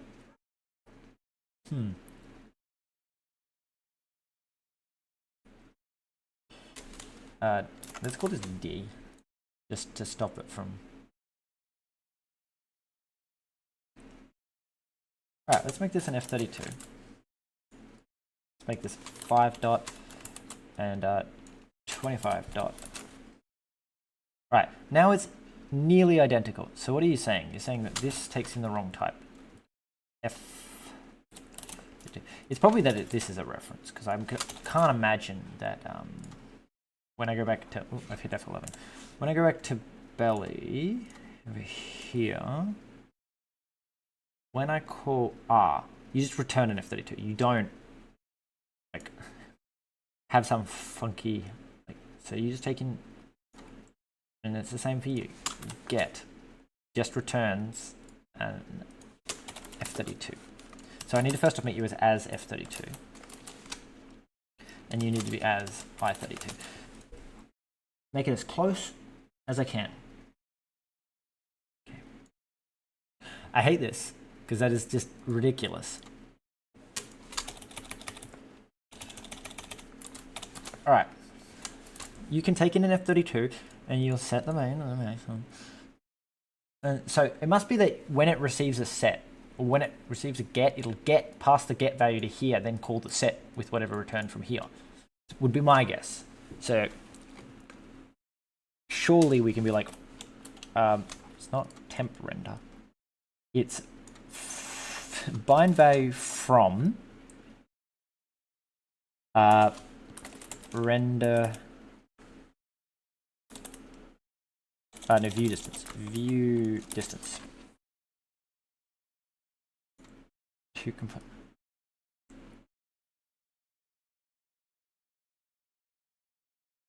Okay, so you can't.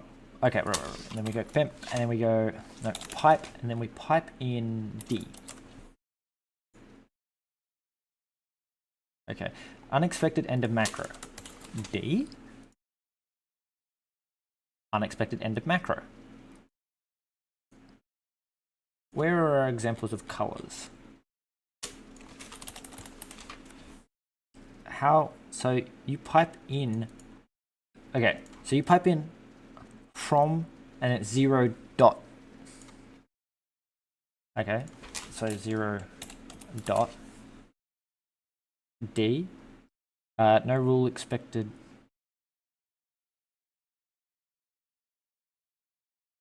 What do you mean? From. Oh, right. We don't have to pipe it through a transformer. We have literal direct access. Found type I32 in the current scope. Okay, wait. Do we do that then? No method named D. Is it that then? Is it that then? Dot 0 as F32. Unexpected end of macro. No, wait, it's cannot cast for. Okay. So to call the method,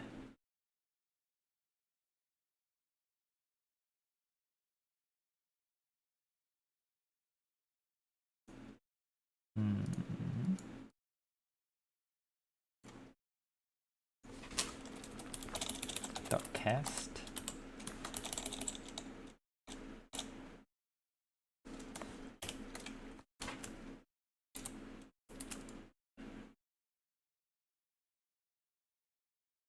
No, we would want to call get.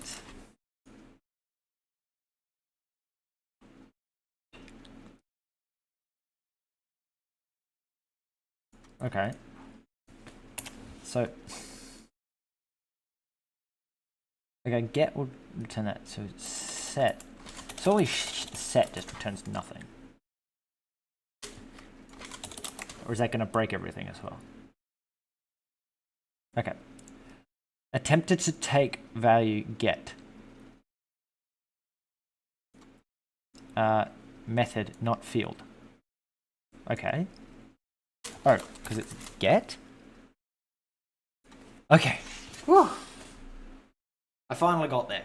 View distance from view distance get, and get returns it as an F32 because. Okay, so no method named right found for from component. Okay, well, to view distance set.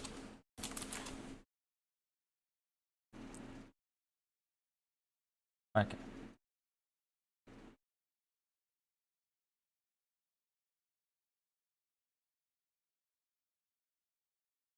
So how do we bind to something? To, so we need to give you, okay. So I think currently this needs like a pass around, so I need to go like temp renderer 0. Okay, we quickly pop back here and go, these don't have things between them, so.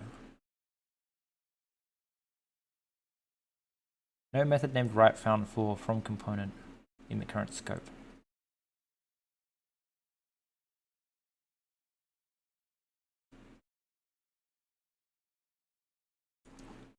Okay, so we need to say like commands.spawn empty. Let's slider equal,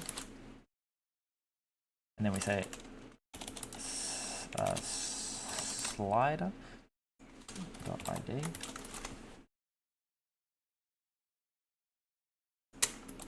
Okay. So I can bind to your 0. Okay, and then we want to go import. No, we're gonna go like fn update view dist. Okay, so like that, and we want to go query change. Okay, so we want a. What do we want? We want the temp render, and then changed temp render, and then we want to go res view this, and this is a res mute view distance.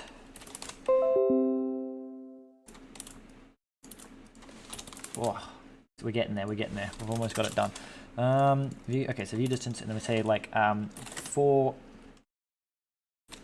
this in query mute query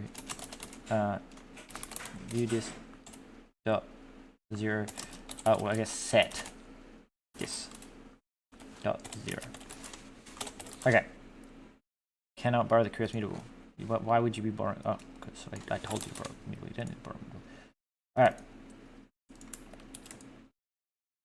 I always change that to update view distance. Now we need to add system update.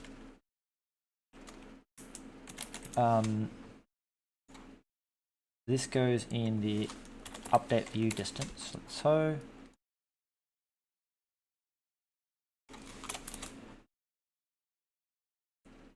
okay. So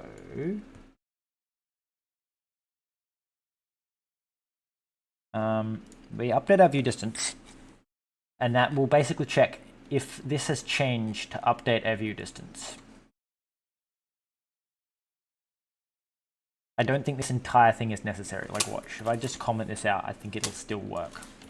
Because I think what it's doing now is just calling the get. Yeah. So, all this, complete waste of time.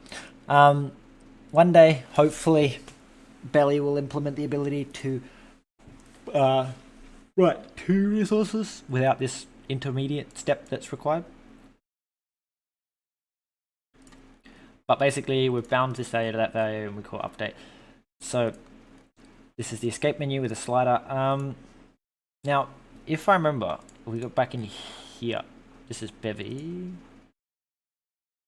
RNG lib. Okay, we need to go to prelude widget. Looking for the word widget. Pub build. No, prelude. This must be the core prelude. So we know we're going to go crates, widgets, script, input, slider. I want to find not the slider plugin, the slider widget. Widget extends range widget. Range. Okay, so we need to find range widget.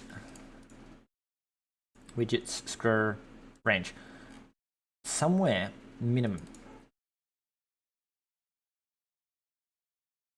Okay, so we need to set the minimum and the maximum. So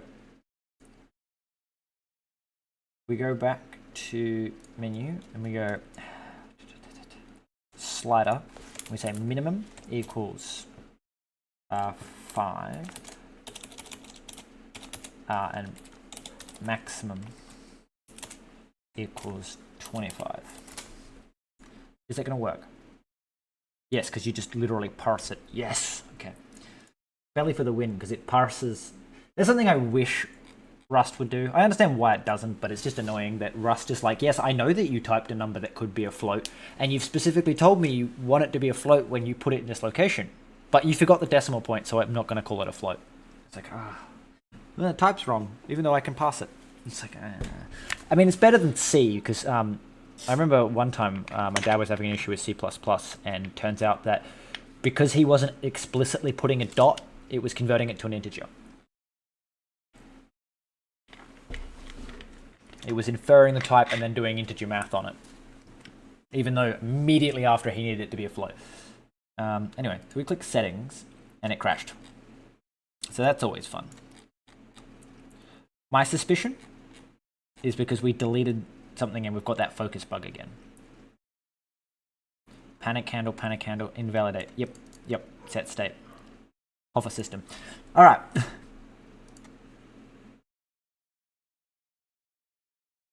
Yeah, I know, it does help errors in the long run. It's the same as I was talking to someone that I'm working on this project with about it would be nice if compilers went, hey, we think you missed a semicolon, we're going to continue compiling, and we will emit a big like, hey, we put a semicolon in, you need to fix this, but not crash the compiling, especially when it takes minutes at a time to compile and then it crashes and goes, yeah, I stopped compiling because you missed a semicolon. If it finished compiling and tried it with its assumption, and then if I went, oh fuck, everything's really broken, and look at the console log and it's like, yeah, we converted this to a float.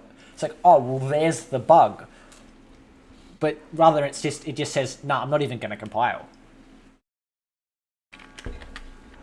It's that idea of I get Rust increases friction in the wrong direction, but it's like it's to the point of like, make it really hard to do, make it a clippy thing that you can turn on that locks you out from being able to do it.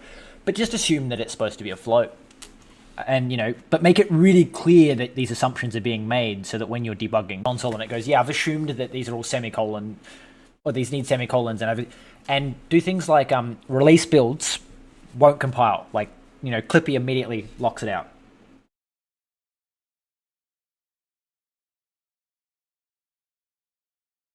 I somewhat agree with you. It's the same thing as I wish Rust Analyzer wouldn't clear the errors when you save. Is when you do like a update from Bevy like 0.10 to 0.11, you'll get so many errors, and if your project takes like 30 seconds at a time to compile, it will take you hours just because every time you click save, it takes 30 seconds for Rust Analyzer to say, here are the errors. And it's annoying when like you've done something wrong somewhere and sometimes it'll show you all the errors. Sometimes it'll be like, no, this error is so important that I'm not even going to show you the rest. So Rust Analyzer is obviously continuing to compile past the first error. Otherwise, it wouldn't show you more than one error. So I just kind of wish it would let you even run that. And again, put it behind a feature wall or something so that people can, turn it on or off when they're trying to find something specific. It's just an... so the compiler is so smart that it can do all this stuff anyway.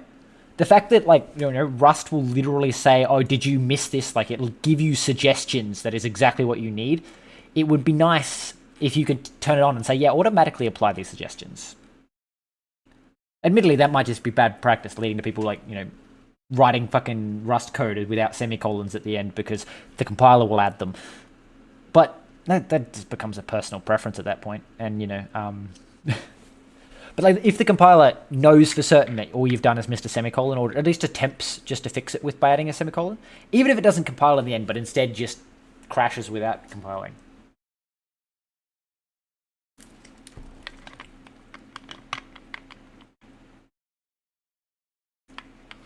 Yeah, this is weird.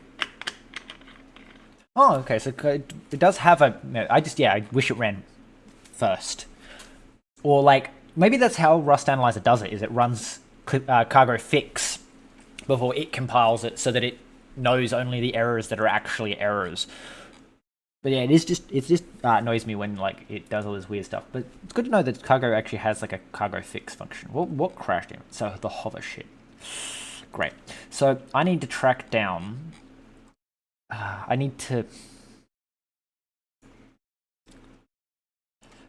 to do is go into Belly and fix the fucking bug. I actually think this is a bug with Belly and not what I'm doing, because of what you need to do to fix it is go mute focused. Mute focus.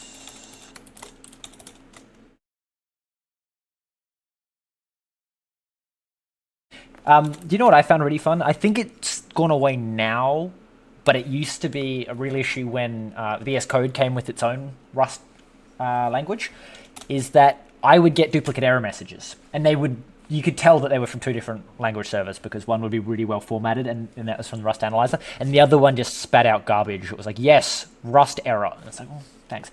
But it meant that I would always have an even number of warnings, and an even number of errors, and an even number of infos, because every time it went wrong, it would print out 2 copies. What was I doing? So I need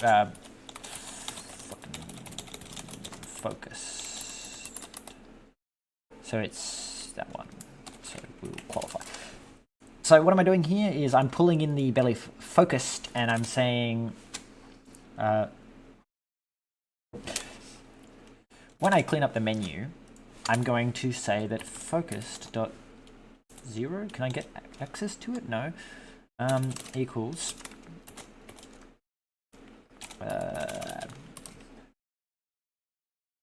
and it was even more fun about that is I did something it was I don't know if it was every time Rust Analyzer got an update and I hadn't restarted my VS Code completely, if I don't restart my computer.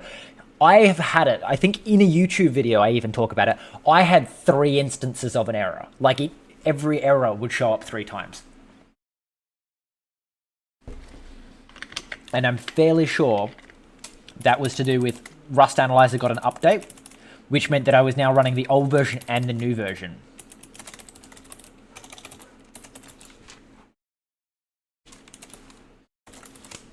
Anyway, this is a really hacky way around it. It's looking even more hacky because I've got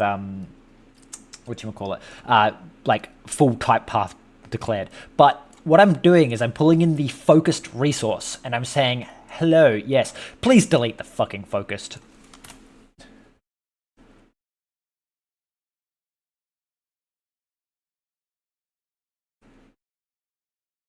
Yeah, I know what it is. It's that the Rust Analyzer doesn't properly expand, or at least it didn't. Maybe it's been fixed. It didn't properly expand things behind mutable, the mute deref. So you used to have to dereference a mutable reference like, you know, the res mute, you had to dereference it into a mutable reference. Otherwise, the IntelliSense didn't work. It just broke, and it was weird. Focus system, focused. Insert inert ratio focused.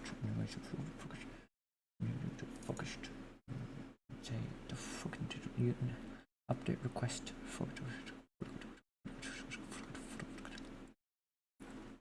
This is the buggy system, by the way. It's it doesn't remove, and I don't think there's any way that Belly can really take care of it, because Belly doesn't have low enough access. But when you remove a entity that was for the focus, Belly doesn't know that, so it leaves it as it's focused, and it will crash when it goes to remove the focus from it, because it goes, there's supposed to be an entity here, and has a panic attack, which, again, like, unless it added a component to indicate the focused one, there's no way it can go, hey, the focus component was removed, because it's just the elements component, and Bevy specifically states that it will not track what data was in the removed component, just that the component was removed. Anyway. Damn it, it crashed again. Did it crash for the same reason? That's the next question. No entity invalidate set state. You fucking bitch. Yes, hello, set state. But I overrode you, you little piece of shit. Because set state. Where are you requesting hovered set state? So it's one of these set states. Hovered entity, difference, new hovered entity. Add, okay, which one actually crashed it? Set state hover system. There. So it's remove hover state. Okay.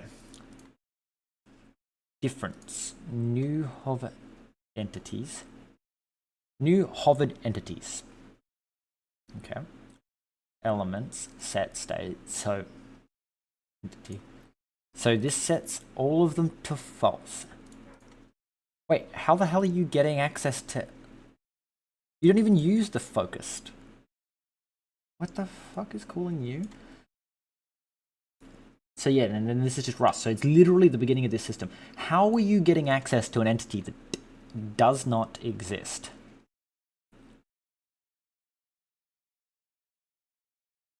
Panic, no entity. But how does hovered entities... What is hovered entities? It's a local hash set. I hate you. If any motion, true, okay. Set state, please just stop crashing set state. Oh, this is nice because this actually navigates into my instance. So set state here. Can you just return?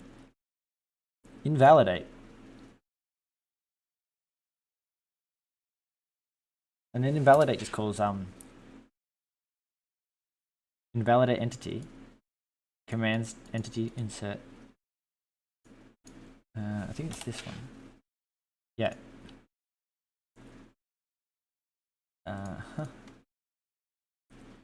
Inline never cold. Trace caller. Attempted to create entity command on entity that does not exist. Okay. Yeah, EGUI is nice, but the thing with EGUI is it's a debugging tool, not a actual UI building tool. Like, it specifically even states it'll never make native UI levels. So my issue with EGUI is also it's built on top, which means not on top. It's like patched into Bevy. It doesn't use Bevy's rendering and Bevy's UI components. It only allows you to see them inside the Bevy window. Like, it taps into the window and renders them.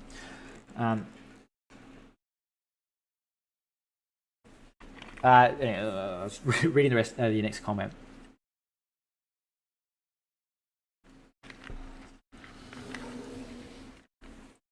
Yeah, so EGUI, because it's sort of like a separate thing, whereas Belly is actually a bunch of systems inside of Bevy, which means that in theory in Belly I can just say, hey, I want to manage this myself, and Belly will stop touching it, like it won't change the background color, and then I can set the background color through a Rust system. Whereas EGUI, you need to actually know what you're doing with EGUI, talk to your EGUI context, and do all the stuff. Whereas Belly is like is exactly like it's built into Rust. Sorry if I'm going a bit too into just.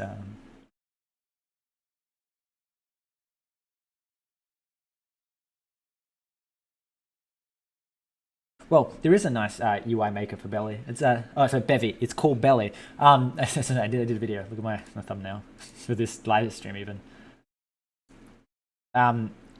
This much code. This is literally like all the code that Belly needs to render something that looks like that. Actually, let's just go on a real tangent. We'll go over to Belly and we'll run an example. So this is Belly. This is a crate that it's not on crates yet. But it is like updated. I'm the person who updated it to 1.11. It was stuck in 1.10 for a while. And we go to like image picker. Okay, party editor. So this is all the code for this example.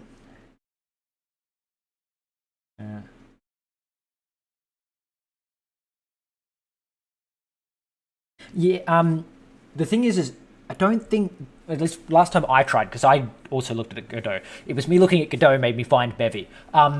It can't use Rust. Rust can compile into a lib file, and it can use lib files. So it doesn't actually, you can't like write Rust and have it run like Unity. You can write, it's like you have to actually compile it and do all that stuff. Complete style, like to the point where you make buttons look like.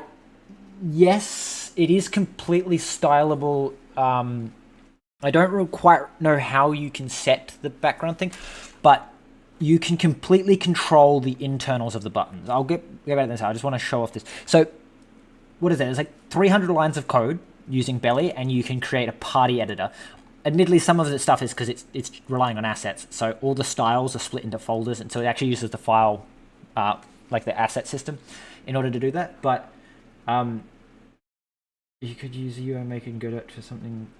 Copy the code over to. Yeah, maybe. Doesn't know. Like, so the thing with Belly is Belly uses HTML, so or like HTML syntax.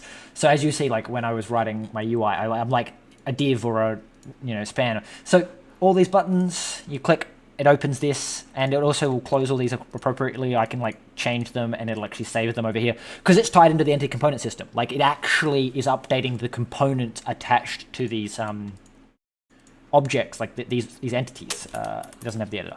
So when I change this, it actually changes the underlying data on a component on this button, which means that if I was to go into the game, like if this was like the party's ready to go, you click play, all the changes aren't tied into the UI, and it just crashed. So that's another bug.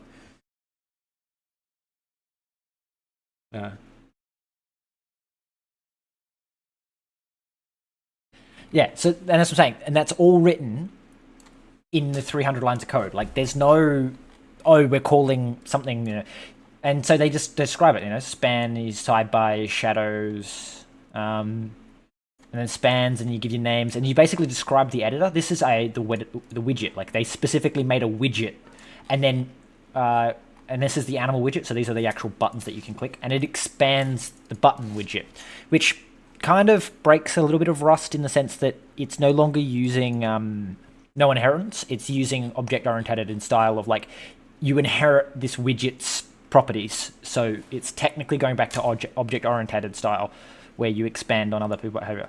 So then where is it? I think it's setup. So this is where you set up. And so basically it says spawn the body, spawn a span and make rows and columns, and then just insert an animal in each one. And then there's just a little bit of code somewhere that says when you press an animal, spawn the editor. And that's it. That's the entire application that spawns that editor. The rest of it's done in the fact that the animal and the editor, which means anywhere in your code you want it, you can chuck an animal or an edit. You can chuck the animal or the editor anywhere in the code, in any UI, and it'll work. Like there's no need to tie these systems together like you would in EGUI and stuff like that, because it's built into Bevy and it's actually designed to use Bevy systems. I'm a bit worried that that crashed because that's...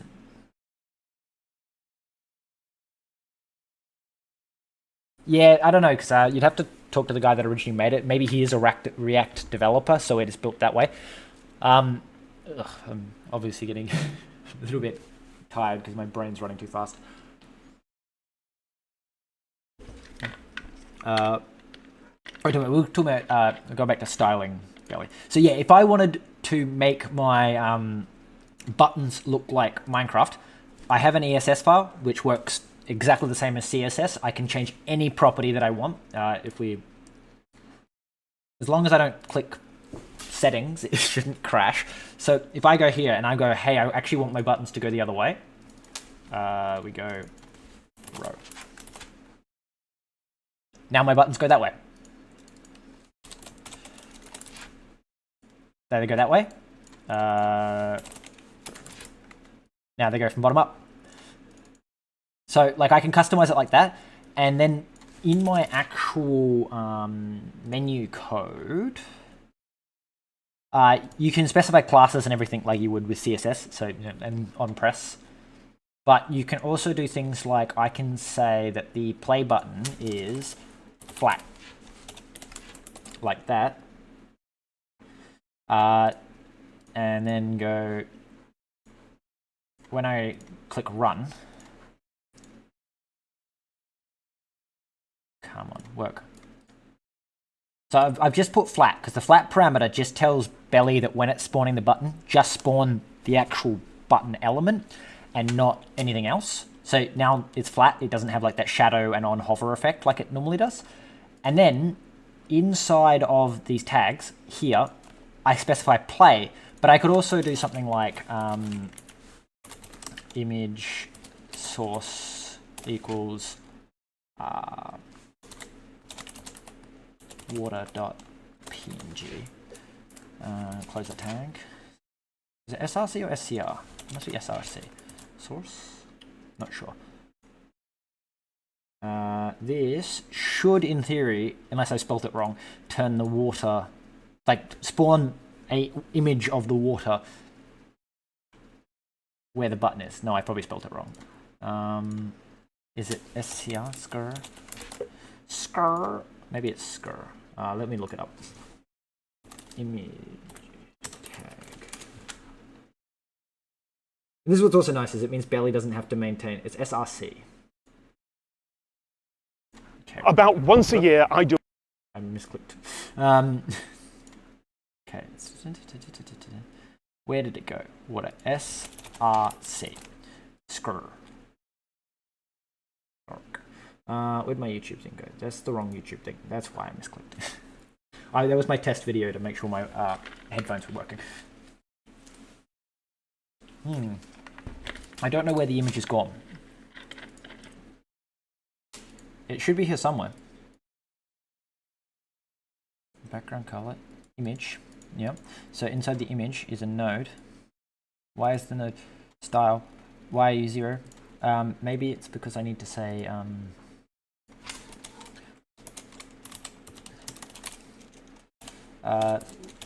size? No, width 100 pixels, height 100.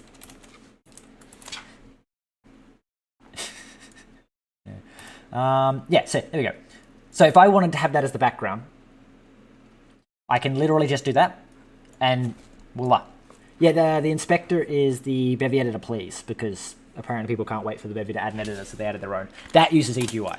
But that's what I'm saying, is if you want to edit any of this stuff, it's not tied into Bevy, which means that you need to interact with the EGUI context, which the editor lets you do reasonably well, but it's just that extra layer of abstraction of like sometimes changing things in here won't affect them inside the game, because it's up to the editor to decide when it writes stuff back and things like that. Anyway, but as you can see, like it's really easy if I wanted to add background images and if I wanted shadows and stuff, I can do things like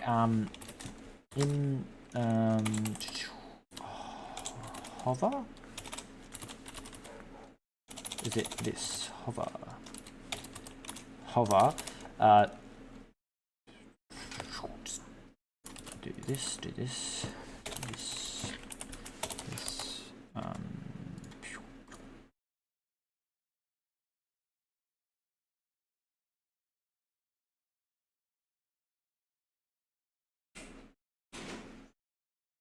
the macro? Oh, it's crashed. That's pretty laggy. Macro. Hi there. Macros. Which macro?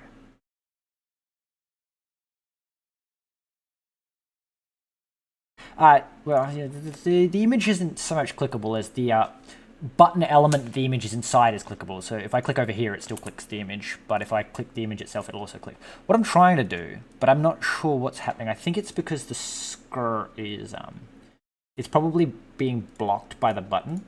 Like this is the button. Over here. So need to move the inspector down here. This is one of the only issues I have with the inspector is that you can accidentally click through it and click the UI. So that's our no, that's our button. Block, pass. Damn it, I clicked something. Yeah, because it's in the wrong spot, right? So we want to go style, no, focus policy, pass maybe? So that's not working. I would expect from what I wrote that when you hover over this, it'll change size. See how these change color? The way they do that is inside it says like hover, change color. I guess what you could do is you could be like, maybe, let me just quickly go to belly and go like hover. Maybe I just got it wrong. No, hover. So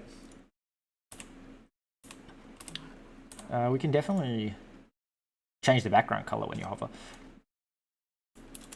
So go back to here, we go back to here, we say hover, background color, red. Let's try that. Is that gonna work? No. But we can say like button hover background color red. See? So when I hover over it, it turns red. So when I hover over the button, it turns red. So you can really customize the UI.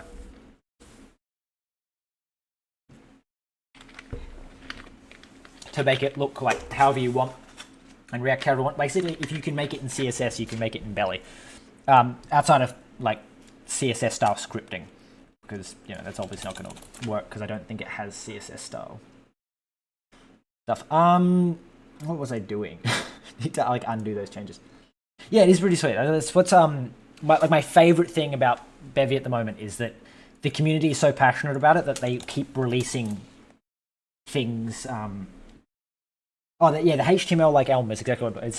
That's Belly is the crate that's giving that macro, and that's what we were just talking about. Is that it lets you customize all your UI and stuff like that. So.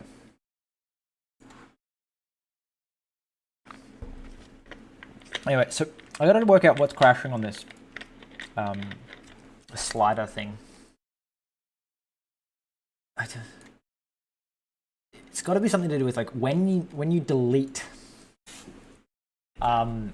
elements, Belly. I don't know why. It's got to be something that I've broken, like some kind of But maybe not. This one doesn't. When I ported it, I need to take that flat out as well. That's right. But it seems to crash if you delete elements like I'm doing. Like I'm saying elements remove, and then it's crashing. So I don't know why it's doing that because maybe the old versions of Belly do it as well, and I just didn't notice because I very rarely delete the UI. So we can click everywhere, we can hover over everything. When I go to settings, it crashes when I hover. So what system is crashing? And what I need to do is tell it to shove off and stop. Hover system, precisely on this system call, set state. So set state's what's actually crashing. Where in set state are you crashing? Well, no, actually, Set state. Can I request entities?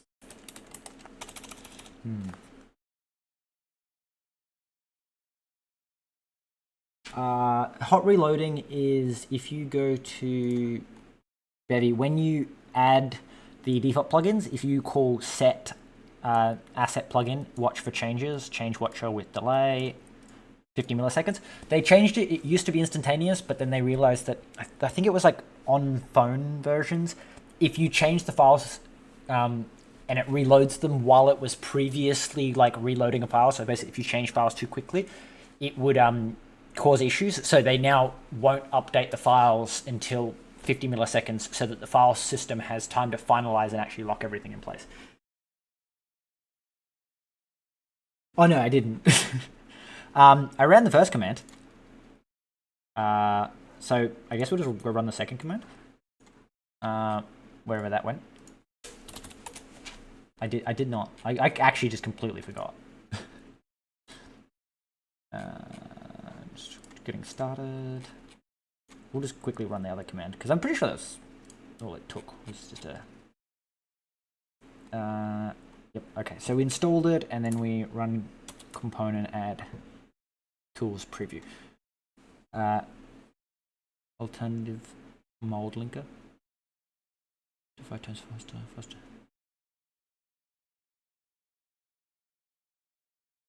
Okay.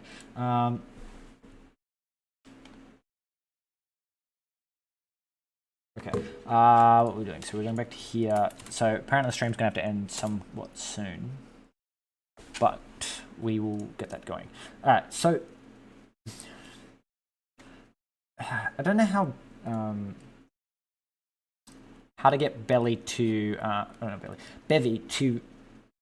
check. I guess it is technically Bevy. How to get Bevy to check that a component exists before it tries fucking doing stupid shit. So you panic there, invalidate set state. Okay, no, it's you. Okay, it's not. Well, it is that, but it's this particular one. Okay. Difference. Okay. So that sets unhover over everything. Okay. Set state. Okay. So and then tags hover.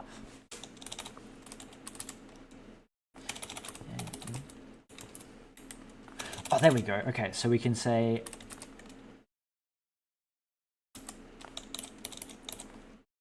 valid.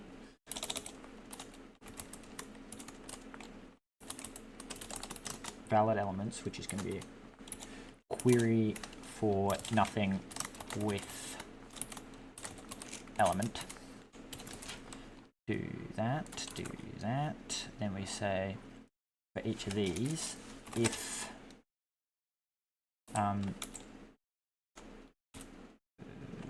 valid elements dot get entity dot is okay. Nope. Okay, so theoretically, what do you fucking mean can't call? Okay, so you need a reference. So what this is doing is it appears that it's keeping track in a local hash set all of the entities that it set hover for on the previous frame and then unhovers them the next frame. The issue is that if you've deleted an entity specifically,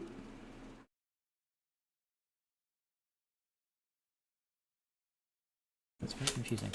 Oh, I need to dereference it. But if you've happened to have deleted the entity, the frame it got selected, I guess, it will crash as it tries to deselect an entity that is no longer existing. So now I'm saying, hey, only if they're valid entities, deselect them. So, and then this one should be fine because it shouldn't be possible to select something that isn't hovered, but maybe not. Who knows? New hovered entities is the hash set and then difference.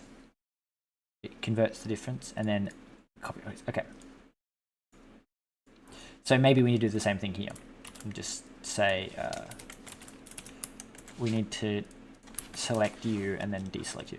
Suggest so that I don't have to come back here and do it again. Now the question is, okay, I'm wondering if the link is gonna, like, because it said that it should automatically, like, that's how you set it up to automatically use it, but I don't actually know if it's going to automatically use it or whether I need to do something first. So I ran the 2 commands that Bevy said to use. I ran both of these as this lets commands like run use link automatically. Well, I ran it. Mold does not yet support Windows. Okay, be nice to use mold eventually, but what are we doing? We're going back to here. We're going, hello.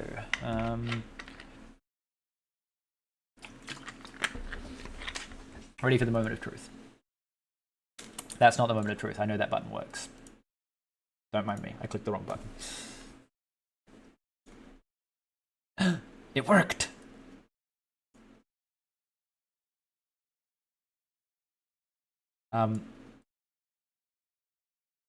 Excuse me. Why do you act all funny? It's pretty weird.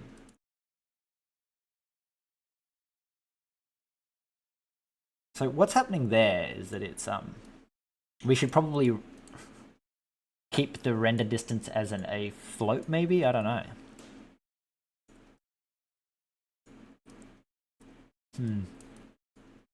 Anyway, in theory, if I go all the way up here and then I go close, oh my god, the render distance increased, but it didn't actually increase.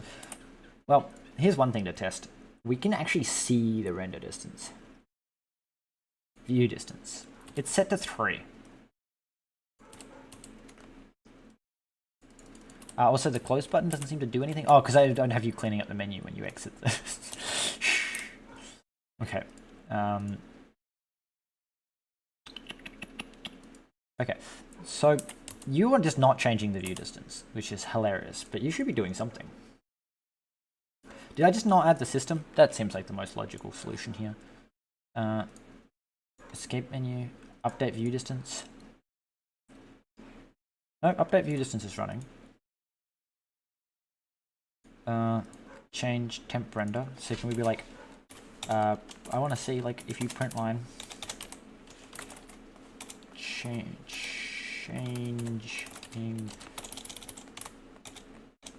the view. Alright, let's see if that works. Basically, I just like to put debug stuff when I'm like, is this actually running or am I doing something? Like, because it could be that because it reads from the render distance to the render distance, like to a different thing, that it's the render distance is overriding it, and therefore, you know, when I do this, you know, it might be calling it, but then it's not actually changing anything. No, it is in fact not calling it, which is interesting, because theoretically, if you're binding to the you're binding to you, yeah? Escape menu, minimum, maximum slider. So 2 slider. Oh, yeah, that would help. That would help. No, it's you are slider, because that makes it the actual thing, and then width equals temp render. You need default. Default. Another side question. I'm starting a side project and I'm thinking to use Bevy, make a 2D game.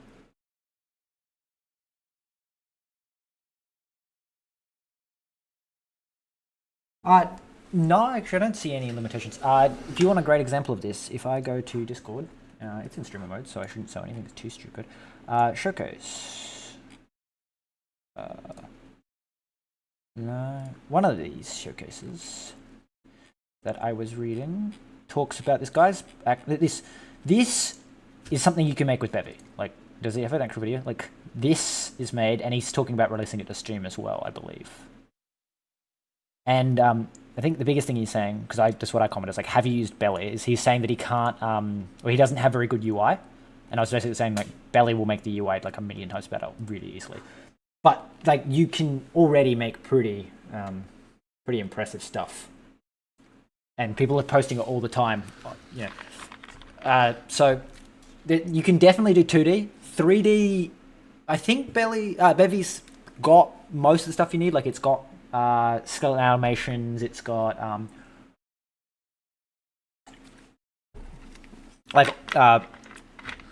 it's got blend shapes and stuff like that. But that's all 3D stuff. Anyway, so what was wrong for those people that don't know is I spawned the slider entity here, and then I bound the slider. I didn't make this slider this actual slider holding the entity. Actually, what we can do is we can go to you and go, don't spawn empty, but instead just spawn with a temp render default, like so. So now the value is actually copied across. Now what I find most interesting about that is the fact that the slider still seems to work. Probably because the render distance isn't updating. Until the render distance updates, the slider won't, which means that we should probably, well, let's play. We don't want to click play. We should probably put some kind of bit of code in there that says don't update this if you don't actually change the setting. Because see how it keeps snapping back? It's because every time you move the slider just a little bit, it will update the render distance. So what you can do there is you go back in here and you go down here and you go, when you update the render distance, we call render distance set, but what we should do is if render distance view distance dot get as i32 does not equal distance dis.0 as i32, as in only if the value is actually going to change the value. Because that should mean that you can move the slider back and forth while it's not quite 0, and then when it moves to that, it'll become 0. Now I want to use a feature of Belly that I haven't actually used before, and that's going to be, oh, it crashed. Why did it crash? Probably because I set a render distance to like 0, didn't I? Yeah. The fact that it crashed on one of my systems when I'm playing with Belly means that it's almost certainly because I set something to 0. So what we should do is we come back here. We go here, we go, hello, yes, when I give you this, can you please give me this with like a 5? Because I think I told Belly that the minimum and the maximum is 5, but Belly didn't actually set the minimum to maximum to 5. I'm going to ask some people in the stream. Do you think I should set up a Discord? I had one person who wanted to collaborate on the Minecraft project that hit me up going like, how do I talk? Do you have a Discord?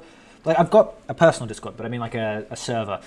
Like, would people be interested in like using my Discord server? Because at the moment I'm just using the Bevy one as my like, hey, if you want to talk about Bevy, just because it's already managed by people. It's already got moderators and stuff. But if people think that it'd be good to have like a direct way to talk to me or other people of my community, like, do you think it's a good idea to set up a server? Oh god, it crashed. Why did it crash this time? Panic handle, format, entity, no entity. God damn it, we gotta track down another one. Command entity panicked. Add check mesh. Wait, what? That's my code. What do you mean? Panic, no entity. Wait, so that's not even Belly that's been crashing that. I mean, it is Belly because Belly's the one doing it, but does it get entity? If let sum entity equals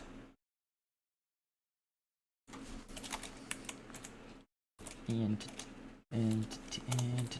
dot insert collider.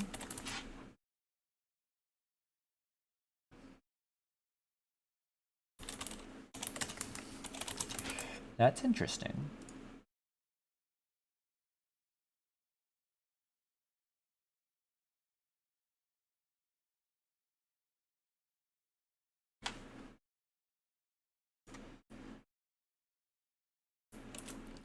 Okay, so you set that and entity comments. So you do this, which means that you need this as well. That's interesting. That's really interesting. Like the mesh one, I literally just set the mesh and then drop it, so it doesn't matter. The only ones that I care about are the ones that like have to do other things. Alright,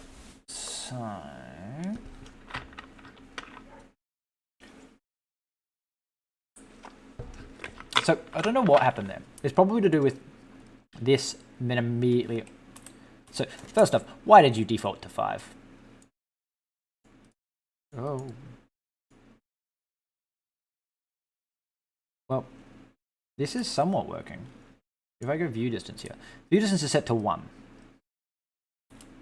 So view distance is set to 0. View distance is set to 0. 0. 0. 1. Only when it's on that far end. So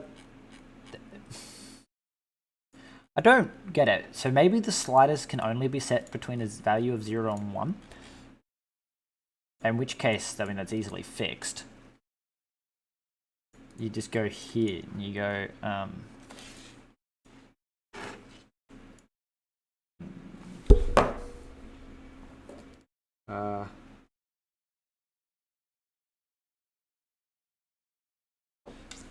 what was it doing? So, going down here, going. Yes, look, it's distance times 25. Well, it's distance 5 plus distance times 20.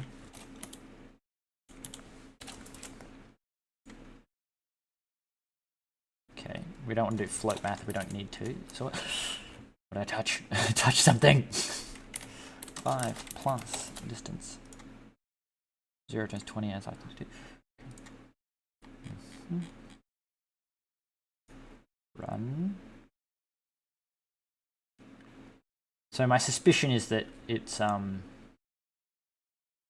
like sliders are only between a value of 0 and 1. So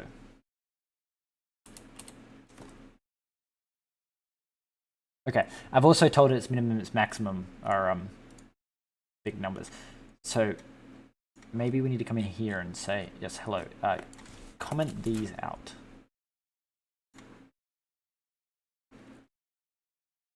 Right, because that would also explain. So we want to bind from. So annoyingly, that means that this will also be wrong because get. We would need to go to you. Okay, we need to go to wherever, however we get to view distance. We need to say when I call get, I'm gonna first off rename get to get.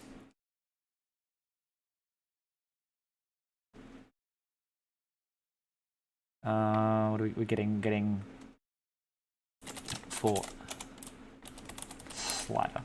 We're getting for slider, and we're going to say that it is this minus 5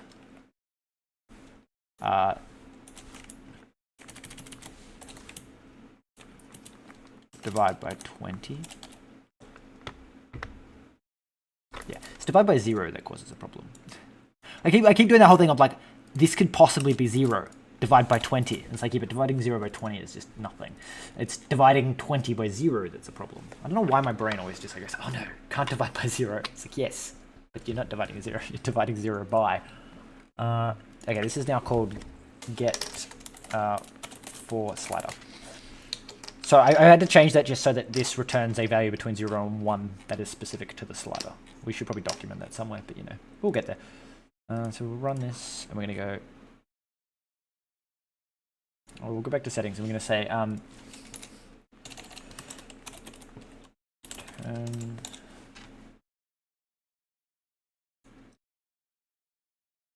it's still going back to 0, which is hilarious. Okay. So what we should really do is just be like, all right,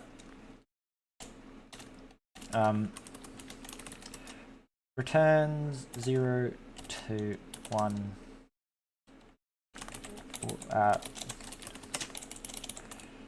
where 0 is 5 and 1 is 25. Okay. So what we need to do is say we need to bind to slider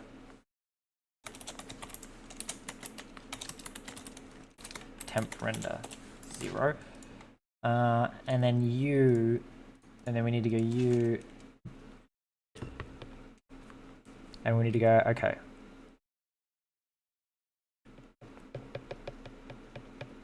Sure, start at 5. No, you don't start at 5. You start at 1, 0. You start at 0.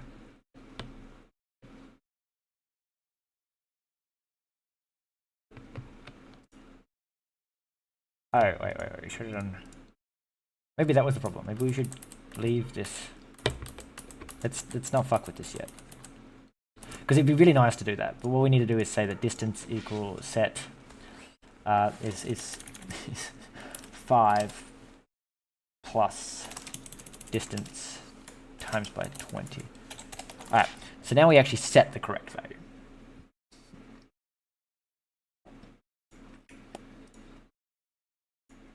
And I mean, the correct way to do that would probably be to say set and get. So, anyway, settings. Can I now slide this away? Oof. It jumps straight to done. Oh, was it so slow? Okay. Let's just do it. I don't want to say properly, because properly is the way I'm doing it would have been properly if it worked, but so what we're going to do is we're going to say slider and temp renderer 0. So bind to and from the temp renderer is 0. And then this is exactly the same thing as get slider. So basically take the value from 0 to 1. Can we also just like print its value? Can we print line temp equals and then say temp this dot 0. I just want to see, because like I feel like the slider can only be between 0 and 1, but it doesn't make sense why Belly would lock you into a slider between 0 and 1. Like, why couldn't I set a minimum of 5 and a maximum of 25? And if I can, I'm going to, because it just seems much smarter than fucking... Alright. First off, that generated a lot of chunks. Temp equals 1, temp equals something. Why did it suddenly change? Why are you generating goddamn so many chunks? Alright. Okay, let's go back to menu. Let's say, hello, yeah, your value. It's between 5 and 25, please. And also, I would like to work out where the hell I'm saying gen chunk and stop writing that into the console, because it makes it really hard to read other things.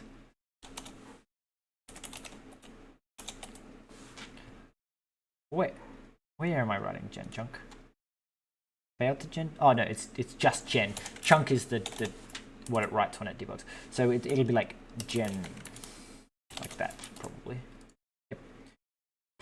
Yeah, you go away. That was to work out if it was spawning all the neighbors correctly. Like when I say generate this chunk, generate all its neighbors too. That's it.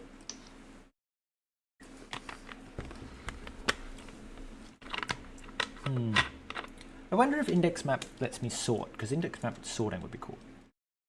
Okay, so play, no, settings. Okay, so temp equals 0. Okay, the whole game is frozen, as it appears to be generating a very big number of chunks. Temp was 5. Now temp is 0. Oh god. Wait, that's also a very good point. If we're trying to see if it's between 0 and 1, why are we setting it to 5 first? Because that just means the first frame. Ball game.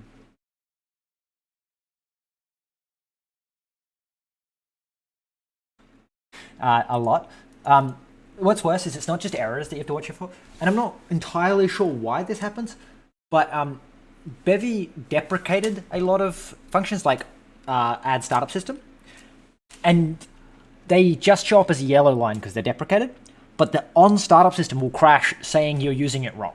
You shouldn't be using it. And it's like, well, it's not really deprecated then, is it? It's just broken. Well, like, not broken, but like not allowed. Like the fact that it actually actively crashes your game but doesn't give it as a error, it annoys me. Like, okay, so let's say that you're 0 because, and then let's say that you don't have a minimum and maximum. I feel like I should say minimum 1, maximum 1. Okay.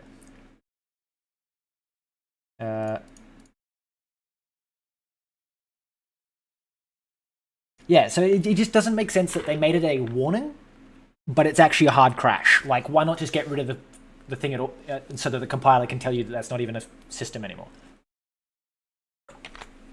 It's also one of the funniest ones because all you need to do is go over to the side column here and type in add start up system and replace it with this bit, and then you go replace with dot add underscore systems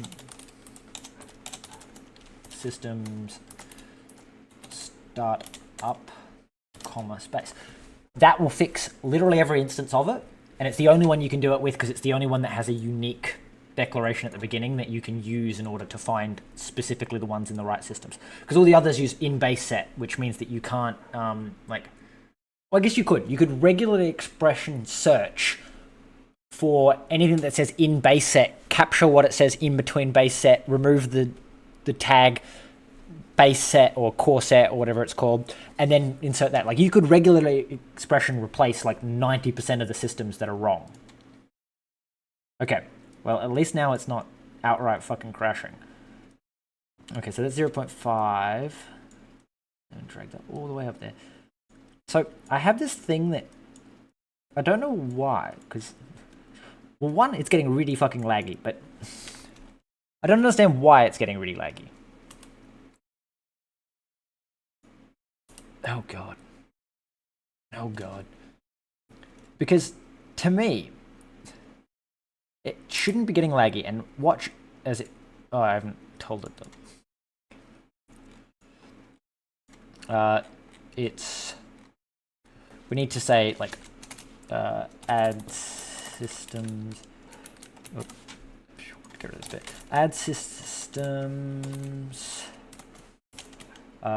on exit game state escape menu. We need to clean up menu. Okay.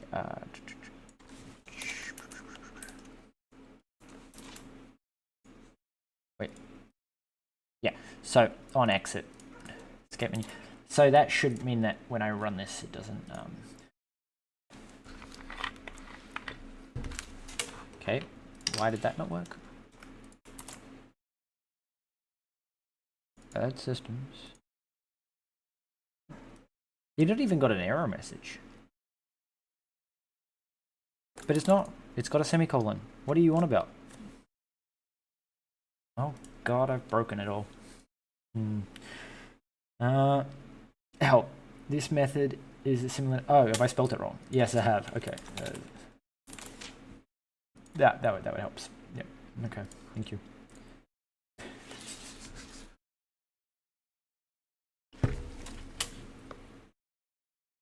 Yeah. Oh, I love my brain when it can't spell. I mean, that's like 90% of the time. Why is it suddenly so much faster? Why was that fast? Okay, well, this is slow. This is slow as shit. I suspect this has some kind of issue with it rendering lots of stuff. But even still, it's all async, so why is it slow? Oh. Settings. Close. Okay, first off, you shouldn't default to that. We should, when we enter that system, when we say, not frame time, when we say add chunk no, that's the wrong thing. It's here. When I say escape menu, I need to despawn this as well, because I guarantee this on enter that this is not oh no, it is, because it's part of this menu. I give that over. So we need to get access to oh god, view distance, which is a res view distance. Okay, so we get our view distance, and then we say, yep, you, and then your view distance dot get for slider. We should probably just rename it to get. Right, so we get say view distance get returns 0 to 1, where 0 is 5 and 1 is 25. And then we're going to say set, and set will take in a value of 32, and then it will equal 5 plus value times 20, like so.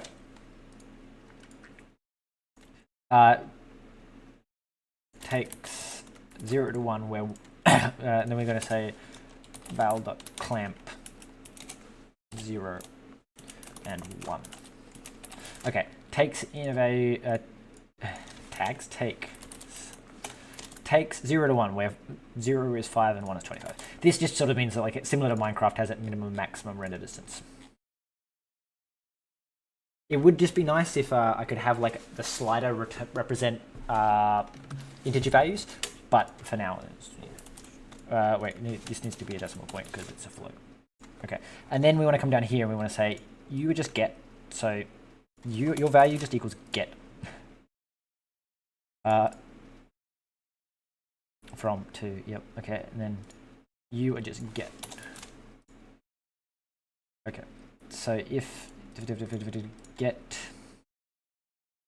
oh right, yeah, we can, well, we don't have to multiply and divide and all that bullshit. We can just do that, because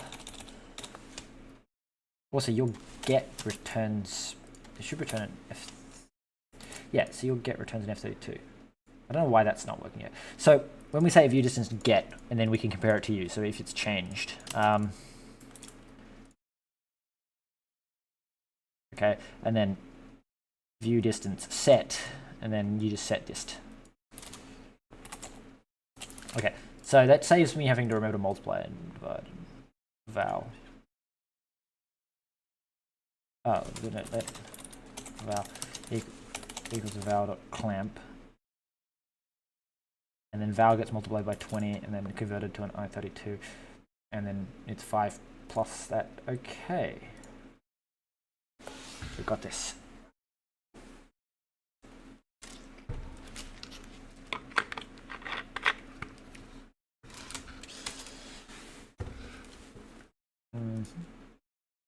Okay, so it starts at 0, but that's because we set our render distance to 3 to begin with. And then we go up a little bit.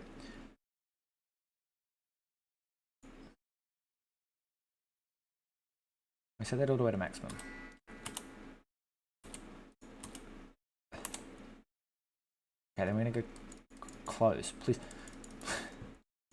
Okay, what I don't understand is that the chunk generation should be asynchronous. Like, it should literally just say, generate me a chunk. And that should all be done asynchronously, which means that maybe we should just quickly, oh no, this will take forever. Cargo run dash dash.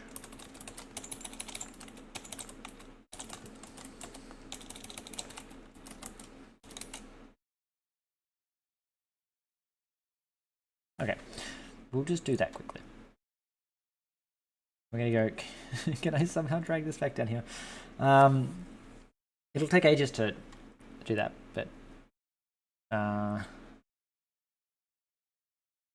God, it's so slow. But I can only imagine it's that slow, not because of my UI, but because I've turned the render distance to 25, which means that, let's just do some quick math, calculator, and be like, the render distance is 25 times 25 times 5. Wait, no, it's not. It's 51 times 51, because it's 25 in front and 25 behind, times 5. We have 13,000 chunks loading. So even though the chunks can load asynchronously, I'm pretty sure the game is just locked up.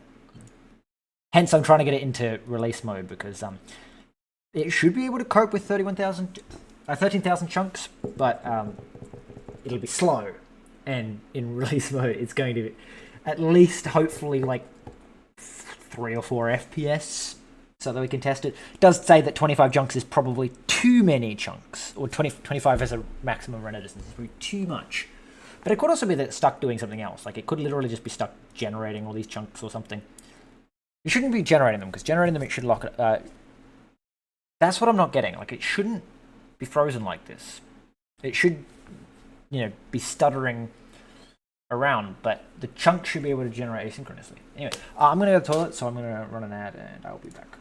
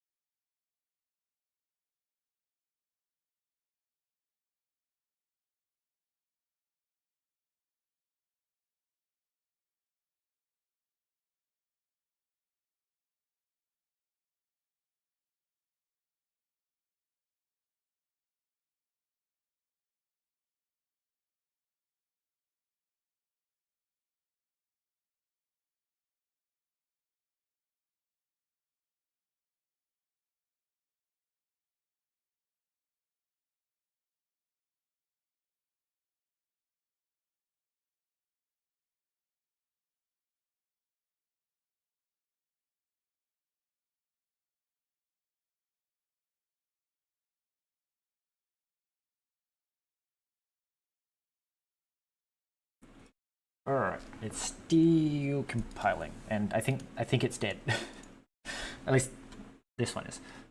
I'll need to work out what that is, because what that could also be is a potential infinite loop or something where it's stuck trying to generate all the neighbors for something. But again, it shouldn't freeze up there. Like, that's what I'm not getting. It could be that it's trying to add millions and millions of chunks. So when we say main, when we say like world chunk, what contains chunk, yeah. So when we say gen view chunks, this is the only one that it could possibly be. Player single.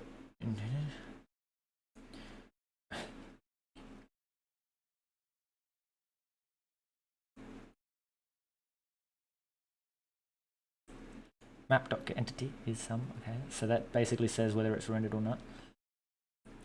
Okay, so what we could do is possibly something like this. Let new num this frame equals 0, and then we probably want to go like, probably something here would be like const max. Oh, okay, the settings. Drag that bad boy all the way up. Whoa! Wow. Okay, first off, why the hell are you generating shit all the way over here? That tells me there's probably a bug in my code somewhere. Anyway, so it's max per underscore frame, and that equals like, let's say like, we gotta go to calculator again. Where's my calculator? Calculator. We want to say that you can only generate a maximum of 5 by 5 by 5 chunks. 100 and so let's go 250 chunks. You can only, and it's not actually generate, which is probably why we should drop it down to like 100. This is, you can only request to generate 200 chunks per frame. It will still generate more than that, but it'll stop requesting them. And then we say, when you get to here, I'm going to say it's here. Before you go generating, or actually, maybe that's too many. No, 250. So it would actually be, because I'm going to say that the Y doesn't count. So we're going to say 5 by 5. That's just 25.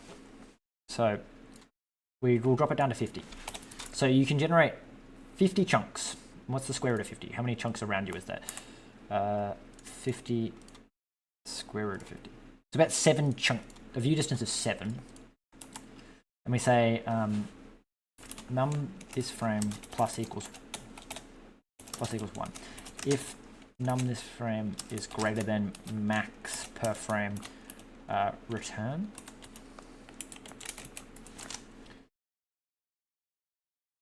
So there'll be a slight cost in that it needs to check this a whole bunch of times, but this is like 6 operations, so this should be fine.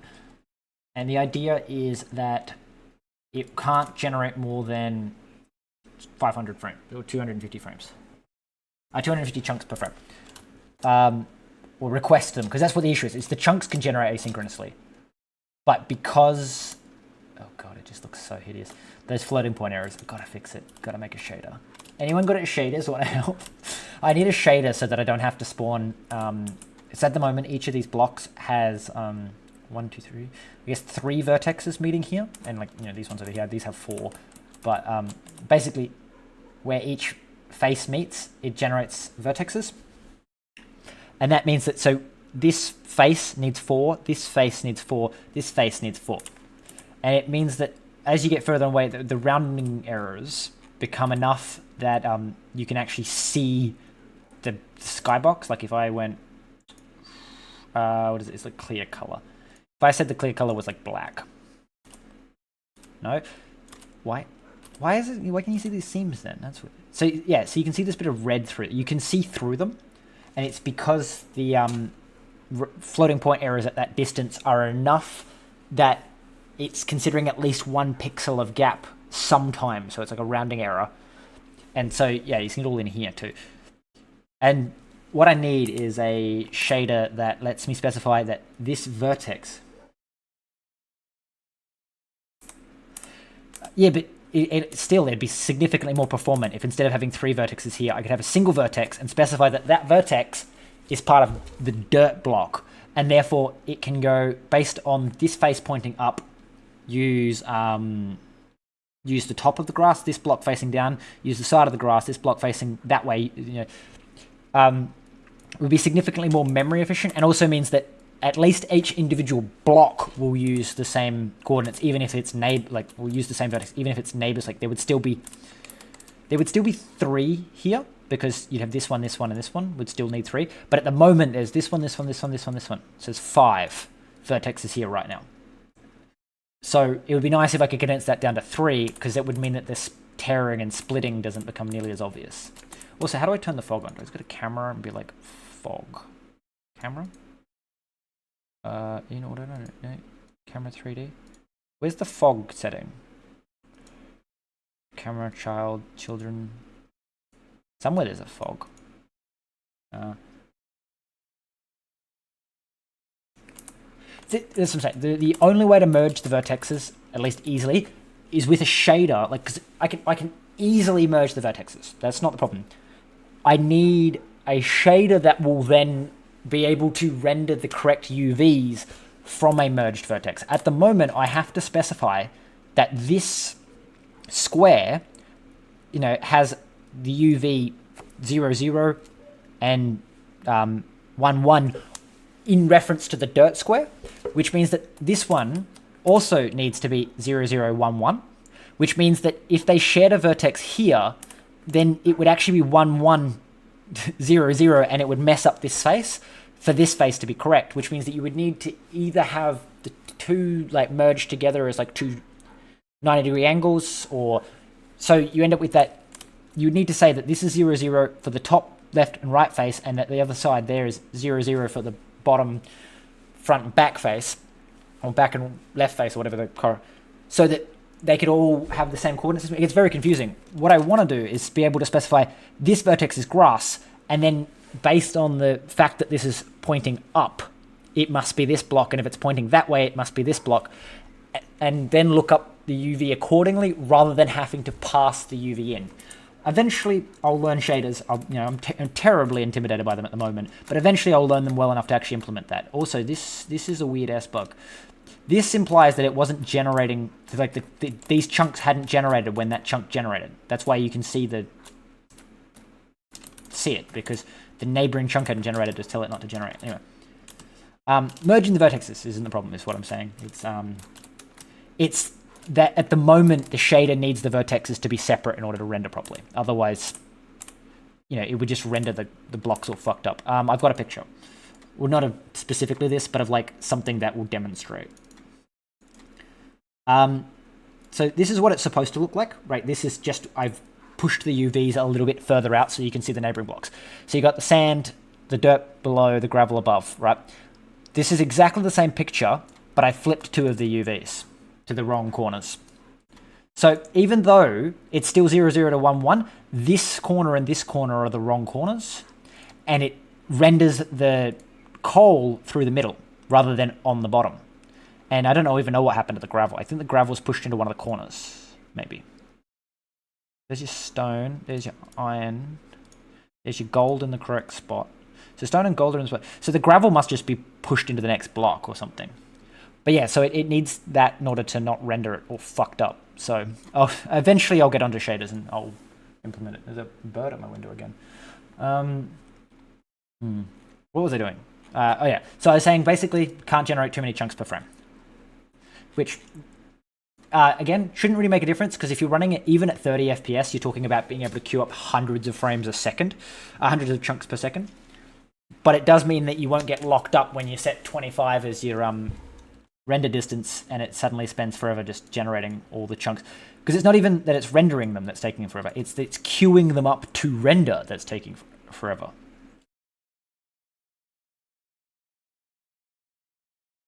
Yeah, my issue is I want to be able to use the PBR basic stuff, because I don't know how to do shaders even to begin with, so I want to be able to sort of stay in the wheelhouse of Bevy. The issue with that is Bevy imports a whole lot of crap as like, so that all of our shaders can have the same types. We import from somewhere else and use those. And it means that it's really hard to read Bevy's built-in shader code. But I'm definitely thinking I should set up a Discord and let people help and contribute and stuff, like if someone wants to work on the shader. Because the other person who said he wants to help, I've talked to him about it, and he doesn't seem to think it's a good idea, which I think is just him not understanding what I'm asking. Because he's saying, oh no, you want to keep your geometry as a mesh. And I'm like, it is keeping the geometry a mesh. It's just not having to make that mesh into a million pieces in order to be able to represent each block individually. Instead, I just want to be able to say, hey, this vertex here is this block. Yeah, it seems everyone's using. Yeah. And I have to look into it. I have to actually find actual tutorials instead of trying to teach myself. Like, I keep trying to teach myself and it just doesn't work. Anyway, it really goes to show. So what am I getting? I'm getting about 2 FPS. I'm getting 2 FPS on release, and I was getting like, I don't know, probably full FPS in not release. No, in release. What was I trying to do? Trying to hit escape to try. Okay, so the menu doesn't reopen when you hit escape, which is great for an escape menu. Anyway, let's go back to release and fly around more. Right, that's what I want to do. Is first off, I should probably just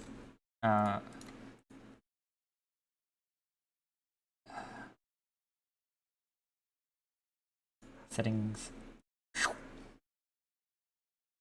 Close. See, so it takes a while to generate the chunks, which is interesting because it shouldn't be able to do that. It shouldn't be able to generate a chunk until all of its neighbors have generated. You know what it is? It's if the chunk beyond it gets requested to generate its neighbors. See, this is what I was trying to avoid with that. Is it obviously goes, oh, the neighbor's queued up to render, which means that it must have generated. So it tries to generate even though its neighbor hasn't rendered. So we need to fix that. That's a bug that I'll. So it needs to expand outward. It can't jump ahead, which is what it seems to be doing.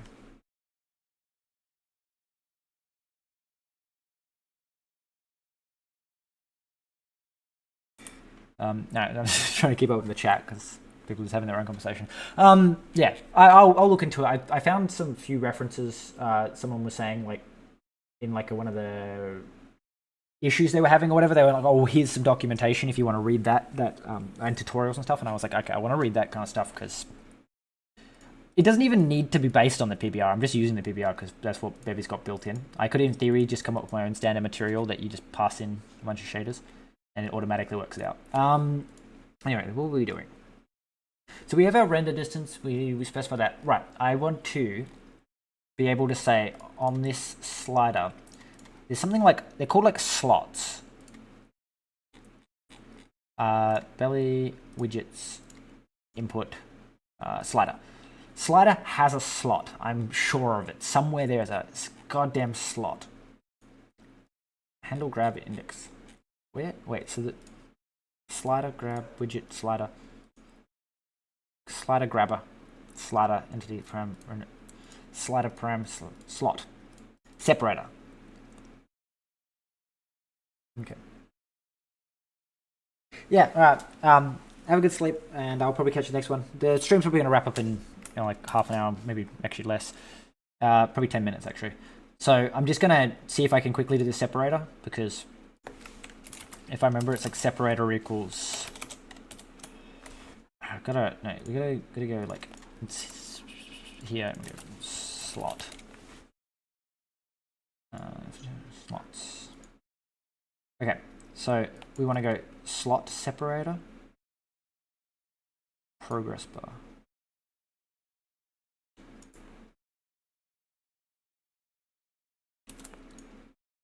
So we do this, we go, okay, so this, it doesn't go in the slider, it goes here, and we go slot separator, and then we go slider. Alright, so doing that, background color red, height, okay, and then we want to go here, and all I'm going to do is bind it to the render distance, so that when you drag the, I like how the slot's over there. Is it not called separator? Why has it done that?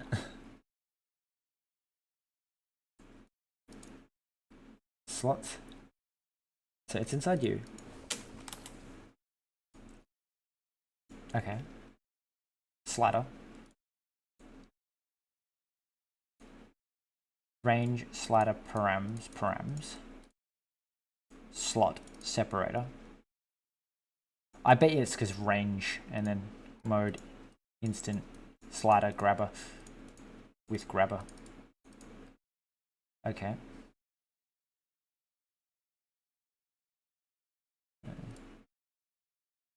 Slider grabber, let grabber equals slider grabber, slider, context entity. Right, with grabber. Huh. So maybe I can't do it because of the specifics of I just wanted to render a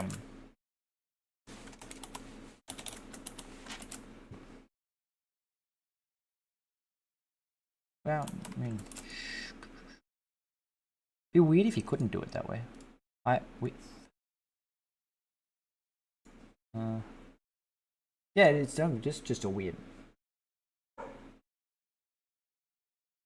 QT thing.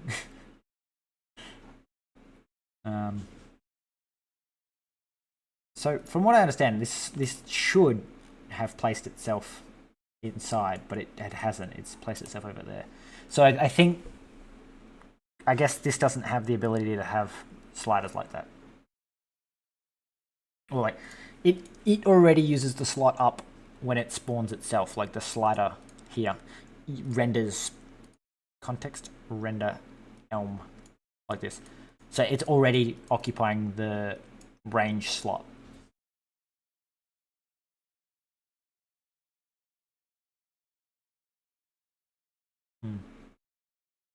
Damn. Okay, well, the other option is to go weirdly. What am I doing? Because it doesn't even put it inside. That's what I find the most bizarre. It's not even like this is childed to the slider. So I might put a request for that to be a thing. So we'll have the slider. So what we want to do is something like span, and then end of the span here, span, and then we're just going to have a label that's going to have a value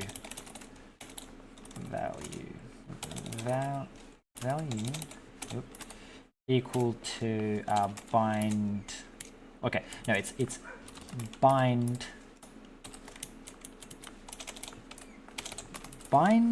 value from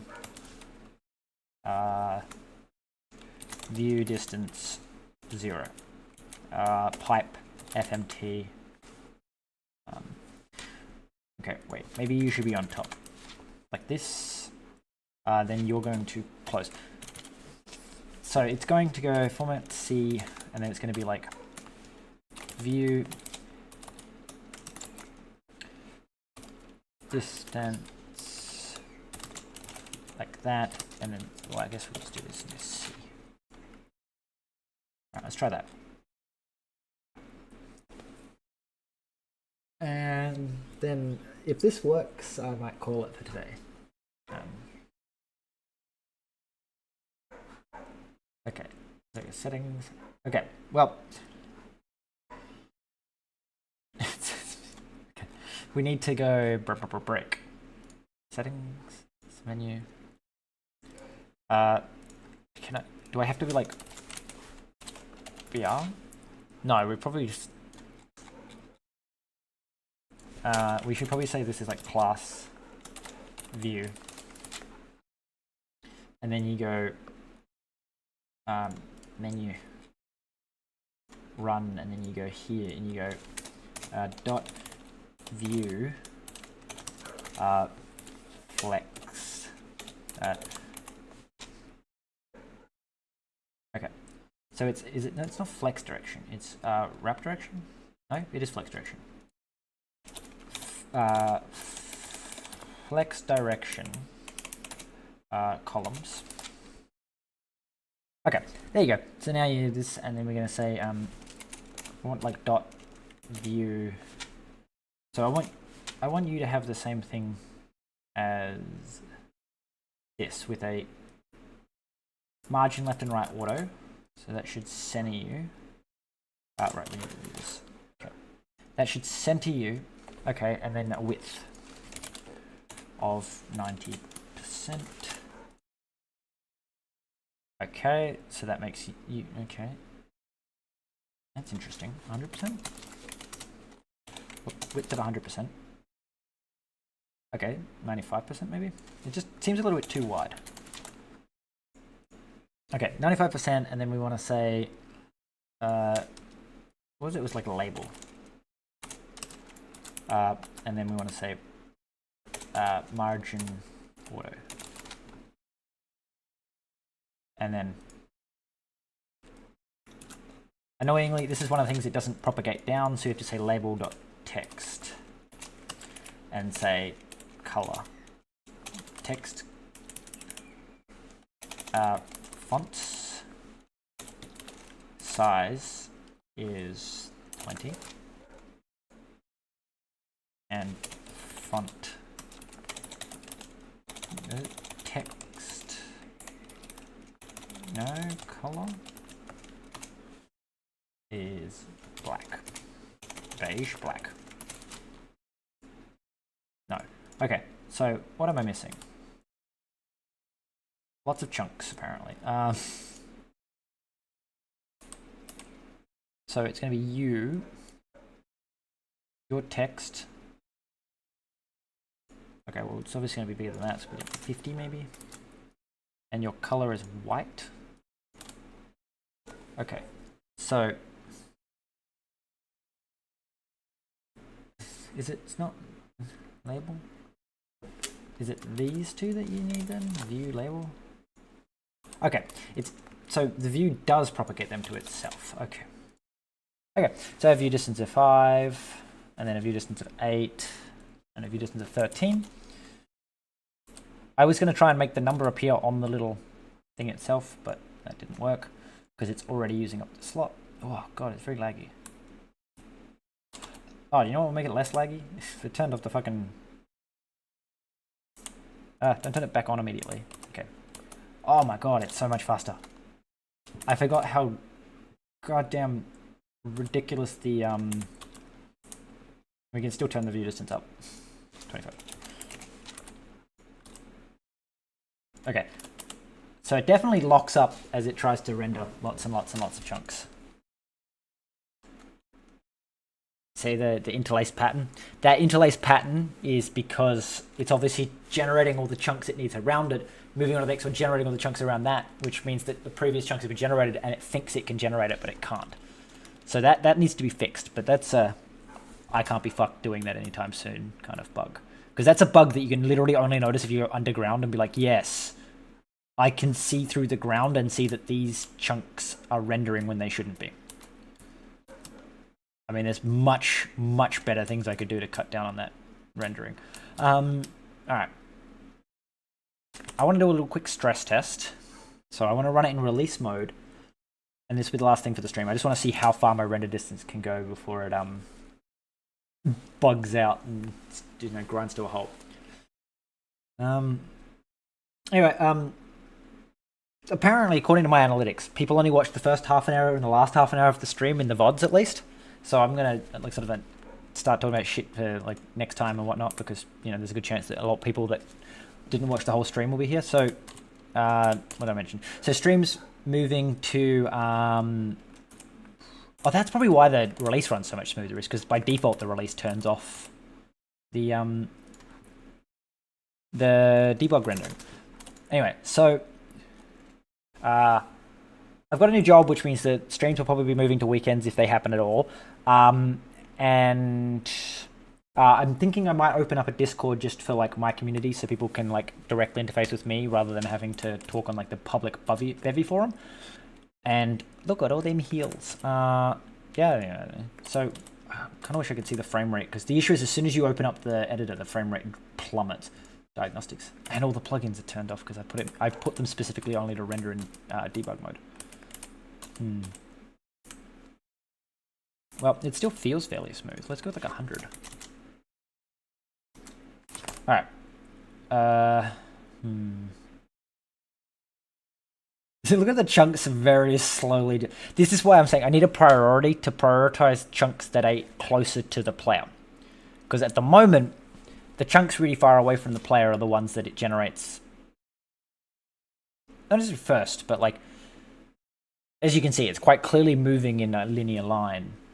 And I need to be able to sort and prioritize the chunks based on their distance from the player, as opposed to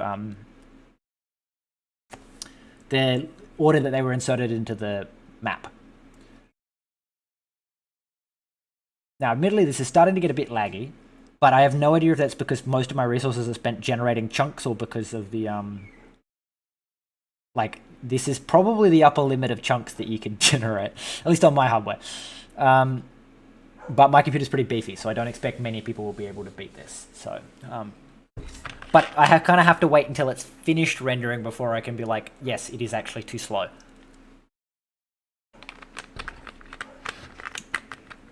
As I said, I've already got it set that it can only generate so many hundreds of frames, so many hundreds of chunks per frame. So maybe that's what it is that it's the reason it's generating like this is because it's just stepping through each chunk. One way to improve it is to use a spiral iterator so that it goes from the middle out rather than the furthest left corner and across. That would automatically make it generate from the player outward. It's just more that as the player moves away, it's going to start generating chunks that are moving out of the chunk range before it starts generating chunks that are you're moving into the chunk range, simply because they're older in the queue. Oh boy, she getting laggy. Let's go underground quickly. Well, what do you say this is, like 3 FPS maybe? At least it's still better than a non-FPS. Oh look, there's the center world chunk, or block. Oh god. So yeah, imagine if they weren't there, how much, you'd have a lot more bandwidth of rendering if there were these big pillars of blocks. It also needs to be done because the water is the biggest concern. The water gets horrible seams in it when you generate water like that, because you can actually see the seams even when you're not supposed to. Anyway, it's not playable, but it's usable to the level of, like, you could actually debug things at this level. So thanks for all watching, and apparently it's going to be out in 5 seconds, so I'll see you all in the next stream. So yeah, enjoy.